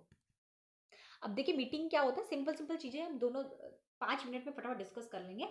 मीटिंग में क्या होता है, मीटिंग क्या होती है, मीटिंग इज असेंबली, एक असेंबली होती है, comes together for the people, जहाँ पे लोग आकर बैठते हैं। कुछ साइप्सोप्सम जो है, साइप्सोप्सम यहाँ पर, एंड वर्कशॉप लगती है, कॉन्फ्रेंसेज होते हैं। सो ऑन मीटिंग में क्या होता है, हम लोग बात करते हैं ना, रिमोट सॉर्ट ऑफ वे होता है। All of them convey the same meaning, यहाँ पर सभी सेम मीनिंग कन्वे करते हैं, सेम टॉपिक यहाँ पर डिस्कशन होती है। पीपल कम्स टुगेदर, सब आते हैं, कुछ पर्पस लेकर आते हैं, कुछ पर्पस लेकर उस पर्पस टॉपिक के प्रति यहाँ पर जो है होते हैं, मतलब 2 या 2 से अधिक लोग जो है सेम पर्पस लेकर मीटिंग करते हैं। तो इस तरीके की मीटिंग होती है, सेम पर्पस होता है, आपस में मीटिंग करते हैं, ठीक है, बातचीत करते हैं, उसे मीटिंग कहते हैं। यहाँ पर आगे आ जाते हैं आपके साइपोसियम। साइपोसियम क्या होता है, यहाँ पर संगोष्ठी जिसे कहते हैं हिंदी में हम। It is a usual formal meeting, ये एक प्रकार की फॉर्मल मीटिंग होती है। ये एक प्रकार की फॉर्मल मीटिंग होती है, जो कि एक स्पेशलिस्ट डिलीवर शॉट होता है। मतलब यहाँ पर जो भी लोग बैठे होते हैं, वो बिल्कुल स्पेशलिस्ट होते हैं, विशेषज्ञ होते हैं उस टॉपिक के, जिस भी टॉपिक के ऊपर डिस्कशन होने वाली होती है ना, उस टॉपिक के विशेषज्ञ होते हैं। Addressing the topic and related topic and answer the question related to this topic, उस टॉपिक के रिलेटेड वो क्वेश्चन आंसर करते हैं, एक दूसरे से बातचीत करते हैं। It is specially one in which of the participation for the audience, audience का पार्टिसिपेशन भी इसमें होता है। And make presentation, presentation ready, जिसे इसमें देखिए प्रेजेंटेशन पीछे रेडी की जा रही है और 4 जो है विशेषज्ञ बैठे हुए हैं, अलग अलग टॉपिक के विशेषज्ञ है वो, और एक टॉपिक के ऊपर वो डिस्कशन कर रहे हैं जिससे रिगार्डिंग सबको कुछ ना कुछ नॉलेज है यहाँ पर। जो है symposium is also defined as a collecting of writing, यहाँ पे बिल्कुल कलेक्शन होता है राइटिंग का टू पर्टिकुलर टॉपिक के ऊपर या फिर कोई मैगजीन के ऊपर यहाँ पर डिस्कशन की जाती है। तो इस तरीके की डिस्कशन होती है, ऑडियंस भी वहाँ पे मौजूद होती है, इस तरीके को जो है होता है। उसके बाद आगे आ जाता है आपका कोलैबोक्यूरियम। कोलैबोक्यूरियम क्या होता है यहाँ पर, it is a usual to, ये वार्तालाप होती है, वार्तालाप जैसे हम करते हैं ना, एक दूसरे से टॉकिंग करते हैं, it is usual to academic meeting, ये एकेडमिक मीटिंग होती है। आप लोगों ने देखा होगा स्कूल लैब में जब आप पोस्ट ग्रेजुएशन करते थे तो छोटे से लेवल में होती थी ये, आपको बिठा दिया जाता था हॉल में, और हॉल में बिठा के एकेडमिक मीटिंग होती थी। स्पेशलिस्ट ड्राइवर एड्रेसिंग, यहाँ पर एक व्यक्ति जो है आपको हर एक टॉपिक के बारे में डिस्कशन करता है, रिलेटेड टॉपिक्स के बारे में बताया था, क्वेश्चन आंसर्स भी होते हैं, वार्तालाप होती है एक दूसरे के बीच में। यहाँ पे कुछ व्यक्ति कुछ कर रहे होते हैं, मतलब वहां पर जो व्यक्ति बैठे हुए हैं, ऐसा नहीं है कि वो सबके सब जो है बहुत ज्ञानी बैठे होंगे, है ना, मतलब कुछ मजाक भी कर रहे हैं, कुछ अपने काम में बिजी भी होते हैं, कुछ ध्यान देते हैं, कुछ नहीं भी देते, इस टाइप का वहाँ पे होता है। And targeting a well educated, यहाँ पर वेल एजुकेटेड होते हैं बच्चे, मतलब जो पढ़ाई कर रहे होते हैं, बट नॉट स्पेशलाइज्ड ऑडियंस, लेकिन यहाँ पे जो ऑडियंस होती है वो स्पेशलाइज नहीं होती, मतलब एक्सपर्ट नहीं होते वो उस चीज़ के, ठीक है, विशेषज्ञ वहाँ पर नहीं बैठे होते, वहाँ पे सिर्फ ऑडियंस बैठे होते हैं जो पढ़ाई वाले होते हैं, मतलब अकेडमिक सेशन में ये होता है ज़्यादातर कॉलेजेस वगैरह में, ये जो है क्लाबोक्यूम जो है होता है, ठीक है। आगे आ जाते हैं नेक्स्ट में। कॉन्फ्रेंसेस, आप सबको पता होगा कॉन्फ्रेंस क्या होती है। कॉन्फ्रेंस में conference is a meeting of a people, ये लोगों की मीटिंग होती है जिसमें who confer about a topic, यहाँ पर हम टॉपिक को डिस्कस करता है, यहाँ पे टॉपिक के बारे में बताता है। It is a meeting where the people come for discussion, यहाँ पे लोग आते हैं, डिस्कशन करते हैं, कॉन्फ्रेंसिंग होती है। इट फीचर्स की नोट्स, कुछ की नोट्स होते हैं, कुछ प्रेजेंटेशन डिलीवर करते हैं, कुछ अटेंटिव्स होते हैं यहाँ पर, कुछ well to multiple breakup sessions होते हैं, यहाँ पे बीच बीच में ब्रेकअप सेशन भी होते हैं। यहाँ पे अटेंटिव्स एक्सपेक्ट टू रिसीव इंफॉर्मेशन, यहाँ पर जो सुनने वाले होते हैं, जो अटेंटिव्स होते हैं, उनका मोटिव क्या होता है, यहाँ पर इंफॉर्मेशन को रिसीव करना अबाउट द इंडस्ट्री ट्रेंड्स, वो इंडस्ट्री ट्रेंड से रिगार्डिंग हो सकता है, डेवलपमेंट से रिगार्डिंग हो सकता है, कोई भी इंफॉर्मेशन, जैसे कि आपने कॉन्फ्रेंसिंग सुनी होगी रियो जेनेरा में, जो कॉन्फ्रेंसिंग हुई थी, समिट हुई थी, ठीक है, या मोदी जाता है किसी समिट में, बाहर कंट्री में जाता है ना, प्राइम मिनिस्टर मोदी जो है वो जाते हैं, तो यहाँ पर इस तरीके की समिट में कोई अलग अलग प्रकार की कॉन्फ्रेंसेस होती हैं, उनमें हम कोई एक टॉपिक लेकर चलते हैं, एक समिट लेकर चलते हैं और उसके ऊपर डिस्कशन होती है, लोग यहाँ पर सुनते हैं, ठीक है, तो उसको कॉन्फ्रेंसिंग कहते हैं। आगे चलते हैं जरा, वेबिनार क्या होता है, वेबिनार और वेब कॉन्फ्रेंसिंग क्या होता है। वेबिनार होता है, webinar web conferencing or a presentation, ये एक टाइप ऑफ प्रेजेंटेशन होती है that involve a audio and video component, यहाँ पर ऑडियो भी होती है, वीडियो भी होती है, इस तरीके से आपको दिखाया जाता है, ये वेबिनार होता है। It audio portion of the event to deliver a via phone, ये फोन के द्वारा भी हो सकता है, इंटरनेट के द्वारा पार्टिसिपेशन, लिसन सुनते हैं कंप्यूटर स्पीकर के द्वारा, किसी भी तरीके से ये मतलब आपका वेबिनार हो सकता है, आप गए होंगे अलग अलग वेबिनार में भी। The video portion of the event to deliver via the internet and giving participation presentation to watch and listening to the instruction, यहाँ पर जो इंस्ट्रक्शन होता है, मतलब जो टीचर होता है, इंस्ट्रक्टर वर्ड आया ना, टीचिंग एप्टीट्यूड में पढ़ाया था मैंने आपको, क्या इंस्ट्रक्टर मतलब टीचर, यहाँ पर जो टीचर होता है या इंस्ट्रक्टर होता है वो यहाँ पर आपको क्या करता है, यहाँ पर वो जो है सुनता है, आपका समझता है, वेबिनार क्रिएट करता है जहाँ पर आप ऑडियो वीडियो के थ्रू उनको समझाने का प्रयास करते हो, ठीक है, तो प्रेजेंटेशन रेडी करते हो, ये सब चीजें आपका वेबिनार और वेब कॉन्फ्रेंसिंग में होता है, ठीक है। पढ़ लेना सिंपल सिंपल चीजें इस तरीके का, देखिए आप सभी के सभी यहाँ पर है अलग अलग, ठीक है, मेरे जितने भी स्टूडेंट हैं और मैं हूँ, तो हम सभी के सभी आपस में बातचीत कर रहे हैं, तो वेब कॉन्फ्रेंस कर रहे हैं। सेमिनार क्या होता है, सेमिनार आता है वर्ड सेमिनार, सेमिनार जो डिलीवर हुआ है लैटिन वर्ड से डिलीवर हुआ है, जिसका यहाँ पर किस वर्ड से लिया गया है, सेमिन्यूरियम, सेमिन्यूरियम वर्ड से यहाँ पर लिया गया है, जिसका नाम यहाँ पर सेमिनार रख दिया गया है। मीनिंग अ सीड प्लॉट, जहाँ पे आप सीड को प्लॉट करते हो, मतलब बीज का आरोपण करते हो, है ना। It is a formal presentation, ये फॉर्मल प्रेजेंटेशन होती है by one and more expert to small group of audience, यहाँ पे छोटा ग्रुप भी हो सकता है ऑडियंस का, जहाँ पे आप प्रेजेंटेशन को डिलीवर करते हो। It can be conducted and require of the regular basis, ये बिल्कुल रेगुलर बेसिस में जो है किया जाता है, कभी कभी बीच बीच में भी किया जाता है। सेमिनार होता है ना आपके कॉलेज में भी होते थे, जैसे थोड़े थोड़े वीकली, हफ्ते में आपका किसी कोई टॉपिक ले लिया, उस टॉपिक के ऊपर आपका सेमिनार कर दिया, कोई हफ्ते में आपका कोई इशू ले लिया, कोई प्रॉब्लम ले ली, उसको लेकर आपका होने लगे। तो ये मंथली भी होते हैं, वीकली भी होते हैं, ठीक है। There are invited speaker, speaker को बुलाया जाता है, ऑडियंस होती है वहाँ पे, टेक्निकल वर्जर्स होते हैं, स्पेसिफिक एंड नेचर, मतलब हर एक तरीके से यहाँ पर आपको सेमिनार में जो है कंडक्ट किया जाता है छोटे लेवल पर, और डिस्कशन की जाती है किसी भी टॉपिक को लेकर, ठीक है। आगे चलते हैं। इस तरीके का सेमिनार होता है, एक व्यक्ति होता है और बाकी सब बैठकर सुन रहे होते हैं, तो वीकली भी हो जाता है। और इस तरीके से वर्कशॉप क्या होती है, वर्कशॉप देखिए छोटी भी होती है, बड़ी भी होती है, मैंने पहले भी बताया था वर्कशॉप के बारे में। Workshop tends to be a smaller and more intensive than seminar. Seminar से इंटेंसिव भी हो सकती है, छोटी भी हो सकती है, but the former involve students practice their new skills. यहाँ पर जो स्टूडेंट प्रैक्टिस करते हैं, नए स्किल जो करते हैं, उन सबका watch time, I and instruction. यहाँ पर वर्कशॉप आपके चीजों को दिखाया, मतलब बाय डूइंग वाला प्रोसेस यहाँ पर वर्कशॉप में होता है। आप जो भी चीज करते हो यहाँ पे बाय डूइंग करते हो, मतलब लर्निंग बाय डूइंग, मतलब करके सीखते हो। आपसे वर्कशॉप आपको करवाया जाता है कि बेटा ऐसे करना है, ऐसे करना है, आप उस तरीके से करते हो। यहाँ पे हैंड अप वर्कशॉप होती है, हाथों से की जाने वाली वर्कशॉप होती है। टिपिकली इन्वॉल्व पार्टिसिपेशन होता है यहाँ पे, doing work on particular issues during the program. कोई प्रोग्राम है उसमें वो पार्टिसिपेशन करते हैं और फिर उस काम को सीखते हैं। तो इस तरीके से वर्कशॉप में किया जाता है। The promise is it to when they leave and they will to have to list a rough plan. देखिए ये सब करने से क्या होता है, ये सब करने से बच्चों के माइंड में कई सारे आइडियाज डेवलप होते हैं, एक रफ प्लान डेवलप होता है, टूल्स डेवलप होते हैं। यहाँ पे मतलब आप अलग अलग तरीके से चैलेंजेस करने के लिए सक्षम बनते हैं। ये तरीके हैं आपके जिनसे आपके अंदर कुछ करने का, कुछ एबिलिटी करने का, कुछ आपके अंदर की जो क्रिएटिविटी है वो बाहर उभर कर आती है। ठीक है, तो अलग अलग तरीके से आप यहाँ पर जो है रिसर्च रिपोर्ट अपनी रेडी करते हो, रिसर्च करते हो। ठीक है, इस तरीके से देखिए यहाँ पर सबके अपने अलग अलग प्लान होंगे। यहाँ पे जितने व्यक्ति हैं सबके अपने अपने न्यू न्यू थ्रू थॉट जो है वर्कशॉप से। जब आप बाय डूइंग कॉन्सेप्ट करते हो ना, ह्यूरिस्टिक वाला करते हो, तो तब क्या होता है, तब आप के मन में करके अलग अलग आइडियाज आते हैं कि यार ऐसा भी तो हो सकता है, ऐसा भी हो सकता है। तो इस तरीके से आप जनरेट करते हो आइडियाज को। ठीक है, तो ये सब चीजें आपकी रिसर्च रिपोर्ट में होता है, रिसर्च में होता है। अब इस चीज का लास्ट टॉपिक है हमारा इम्पैक्ट फैक्टर। अब इसका फैक्ट क्या पड़ता है, इसका प्रभाव क्या पड़ता है, प्रभावित कारण क्या है यहाँ पर। ठीक है, प्रभावित करने वाले कारण क्या है, मतलब ये जो आप पूरी रिसर्च आप कर रहे हो, इस रिसर्च का क्या इम्पैक्ट पड़ता है। ठीक है, आपने पूरी रिसर्च रिपोर्ट की, रिसर्च प्रपोजल रेडी किया, रिसर्च रिपोर्ट फाइनल करके आपने, अब आप उसको पब्लिश भी कर दिया। अब जब आपने उसको पब्लिश कर दिया, उसका इम्पैक्ट क्या पड़ेगा, उसका कारण क्या, फैक्टर क्या है उसका। इम्पैक्ट फैक्टर क्या है, मतलब प्रभावित कारण क्या है। पहला है the impact factor is academic journals. ये एक एकेडमिक जर्नल होता है, मतलब शैक्षिक जो है जर्नल होता है। It is major reflecting the average number of citation. यहाँ पर एवरेज नंबर ऑफ साइटेशन होती है recent article publication in the journal. देखिए जो भी चीज आपने पब्लिश कर दी है, जो भी चीज आपने, मतलब जो भी अपना आर्टिकल था ना, जो अपने रिसर्च रिपोर्ट के दौरान अपना आर्टिकल था, उसको आपने पब्लिश कर दिया। अब यहाँ पर पब्लिश तो कर दिया, लेकिन वो चलेगा कि नहीं चलेगा। जैसे मैंने हैरी पॉटर वाला एग्जांपल आपको दिया कि अब वो हैरी पॉटर वाला एग्जाम जब वो डाला तो इतना जल्दी फैल गया। कैसे पता चला कि फैल गया, बाय साइटेशन। साइटेशन से पता चला कि वो फैल गया। कैसे, देखिए जितने लोग रिसर्च करेंगे, जितने लोग रिसर्च करेंगे, आप उन रिसर्च को पढ़कर अपनी रिसर्च में डालोगे, उनको मेंशन करोगे। साइटेशन का मतलब क्या होता है, मेंशन करना। आप उनको मेंशन करोगे, आप उनका नाम डालोगे, भैया मैंने यहां से उठाया है, इस पब्लिकेशन से उठाया है, फलाना व्यक्ति का उठाया है, इस व्यक्ति का उठाया है।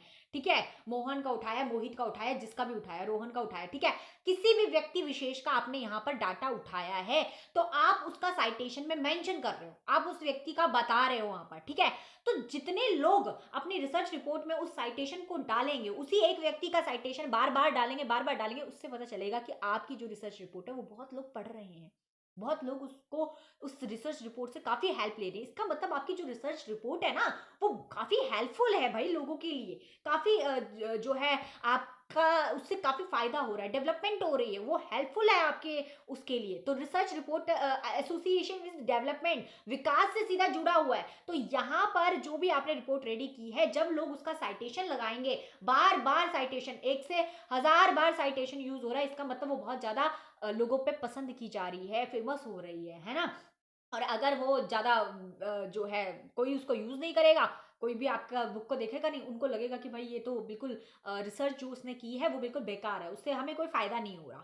ठीक है, रिसर्च रिपोर्ट में कोई भी मतलब का काम नहीं है, तो फिर वो ज्यादा फेमस नहीं होगी। तो यहाँ पर अकेडमिक जर्नल्स में जो भी आपने पब्लिकेशन की है, the average number of citation recent articles जो होती है, जो भी आपने पब्लिकेशन की है, वो बताती है आपकी कि आर्टिकल कितनी ज्यादा काम की है। ठीक है, and it reflect the relevant importance of journals with in its field. आपकी जो फील्ड है, जिस चीज में आपने, जिस टॉपिक के ऊपर आपने रिसर्च की है, उस रिसर्च में वो कितना रिफ्लेक्टिव हो रही है, कितनी ज्यादा फैलाव उसका हो रहा है, ये चीज आपका साइटेशन से ही पता चलेगा, मतलब लोग मेंशन करेंगे तभी पता चलेगा। The journal with a highest impact factor, यहां पर कभी कभी आपकी जो जर्नल्स होती है वो बहुत हाईएस्ट फैल जाती है, मतलब दूर तक फैल जाती है, are deemed to be a more impacted for those to lower ones, जो कम, काफियों की कम रह जाती, काफी की ज्यादा रह जाती। तो इस तरीके से आप जो है पता चलेगा आपकी कि कितनी इंप्रेसिव है आपकी जो रिसर्च रिपोर्ट है। ठीक है, तो यहाँ पर तीन तरीके होते, तीन तरीके से इंप्रेसिव रिपोर्ट देते हैं। एक होता है आपका एच इंडेक्स, एक होता है जी इंडेक्स, और एक होता है I10 इंडेक्स, जो कि अभी अपने गूगल ने कुछ टाइम पहले ही आपका ये I10 इंडेक्स जो है वो लेकर आए हैं। तो ये तीन तरीके के इंडेक्स होते हैं जिनसे पता चलता है हमें कि आपकी जो साइटेशन है वो कहाँ कहाँ यूज की जा रही है और कितनी ज्यादा वो इंप्रेसिव हो रही है, कितनी ज्यादा वो काम की है, कितनी ज्यादा वो, मतलब मैं क्या कहूँ, क्या वर्ड, मुझे एक वर्ड नहीं याद आ रहा, कि वो कितनी प्रभावी है ना, प्रभावी बोल सकते हैं ना, कि कितनी प्रभावी है, कितनी इंप्रेसिव है आपकी जो है जो आपने रिसर्च रिपोर्ट की है। तो अगर एच इंडेक्स है, मतलब हाईएस्ट इंडेक्स है, तो कैसे पता चलेगा? Attempt to measure both the productivity impact of publication work to scientist और स्कॉलर्स, जो भी स्कॉलर्स होंगे, जो भी साइंटिस्ट होंगे, जो रिसर्च कर रहे हैं उसके प्रति, वो उसका ज्यादातर साइटेशन यूज करेंगे, और वो चीज आपकी बताएगा कि अगर मान लीजिए कि साइटेशन में आपके जो है कई बार उस साइटेशन को यूज किया जा रहा है, 1000 2000 3000 बार साइटेशन को यूज किया जा रहा है, इसका मतलब वो इंडेक्स आपका काफी हाईएस्ट है, मतलब जो आपकी पब्लिकेशन आपने की है रिसर्च, वो रिपोर्ट बहुत ज्यादा प्रभावी है। जी इंडेक्स में क्या होता है? जी इंडेक्स में H index and it has to average citation, यहाँ पर जो भी आपको साइटेशन मिलेगी, मतलब मेंशन किया जाएगा, वो एवरेज किया जाएगा, मतलब एक लिमिट तक एवरेज, ज्यादा हाई भी नहीं जा रहा, ज्यादा लो भी नहीं है, एवरेज में चल रहे हो, तो वहां पर आपका जी इंडेक्स होगा। अगर I10 इंडेक्स है, I10 इंडेक्स क्या होता है? The number of academic publication, academy जो पब्लिकेशन होती है, the author has to written has to at least 10 citation, जिसको 10 साइटेशन मिली होगी, जिनका 10 बार नाम मेंशन होगा, मतलब अगले अगले अलग अलग रिसर्चर्स ने रिसर्च की, उन्होंने 10 बार आपको मेंशन किया है, इसका मतलब I10 इंडेक्स है, मतलब आप जो है थोड़ा सा पब्लिकेशन आपका हुआ है। जी इंडेक्स में आपका एवरेज पब्लिकेशन हुआ है। एच इंडेक्स मतलब हाईएस्ट इंडेक्स में आपका बहुत ज्यादा पब्लिकेशन हुआ है, आपको बहुत, आपकी रिसर्च को काफी ज्यादा यूजफुल माना जा रहा है, प्रभावी माना जा रहा है। ठीक है, तो इस तरीके का आपका इम्पैक्ट जो है फैक्टर होता है। तो यही आपका लास्ट टॉपिक था, और आज आपका रिसर्च जो है वो पूरी तरीके से फिनिश हो गया है।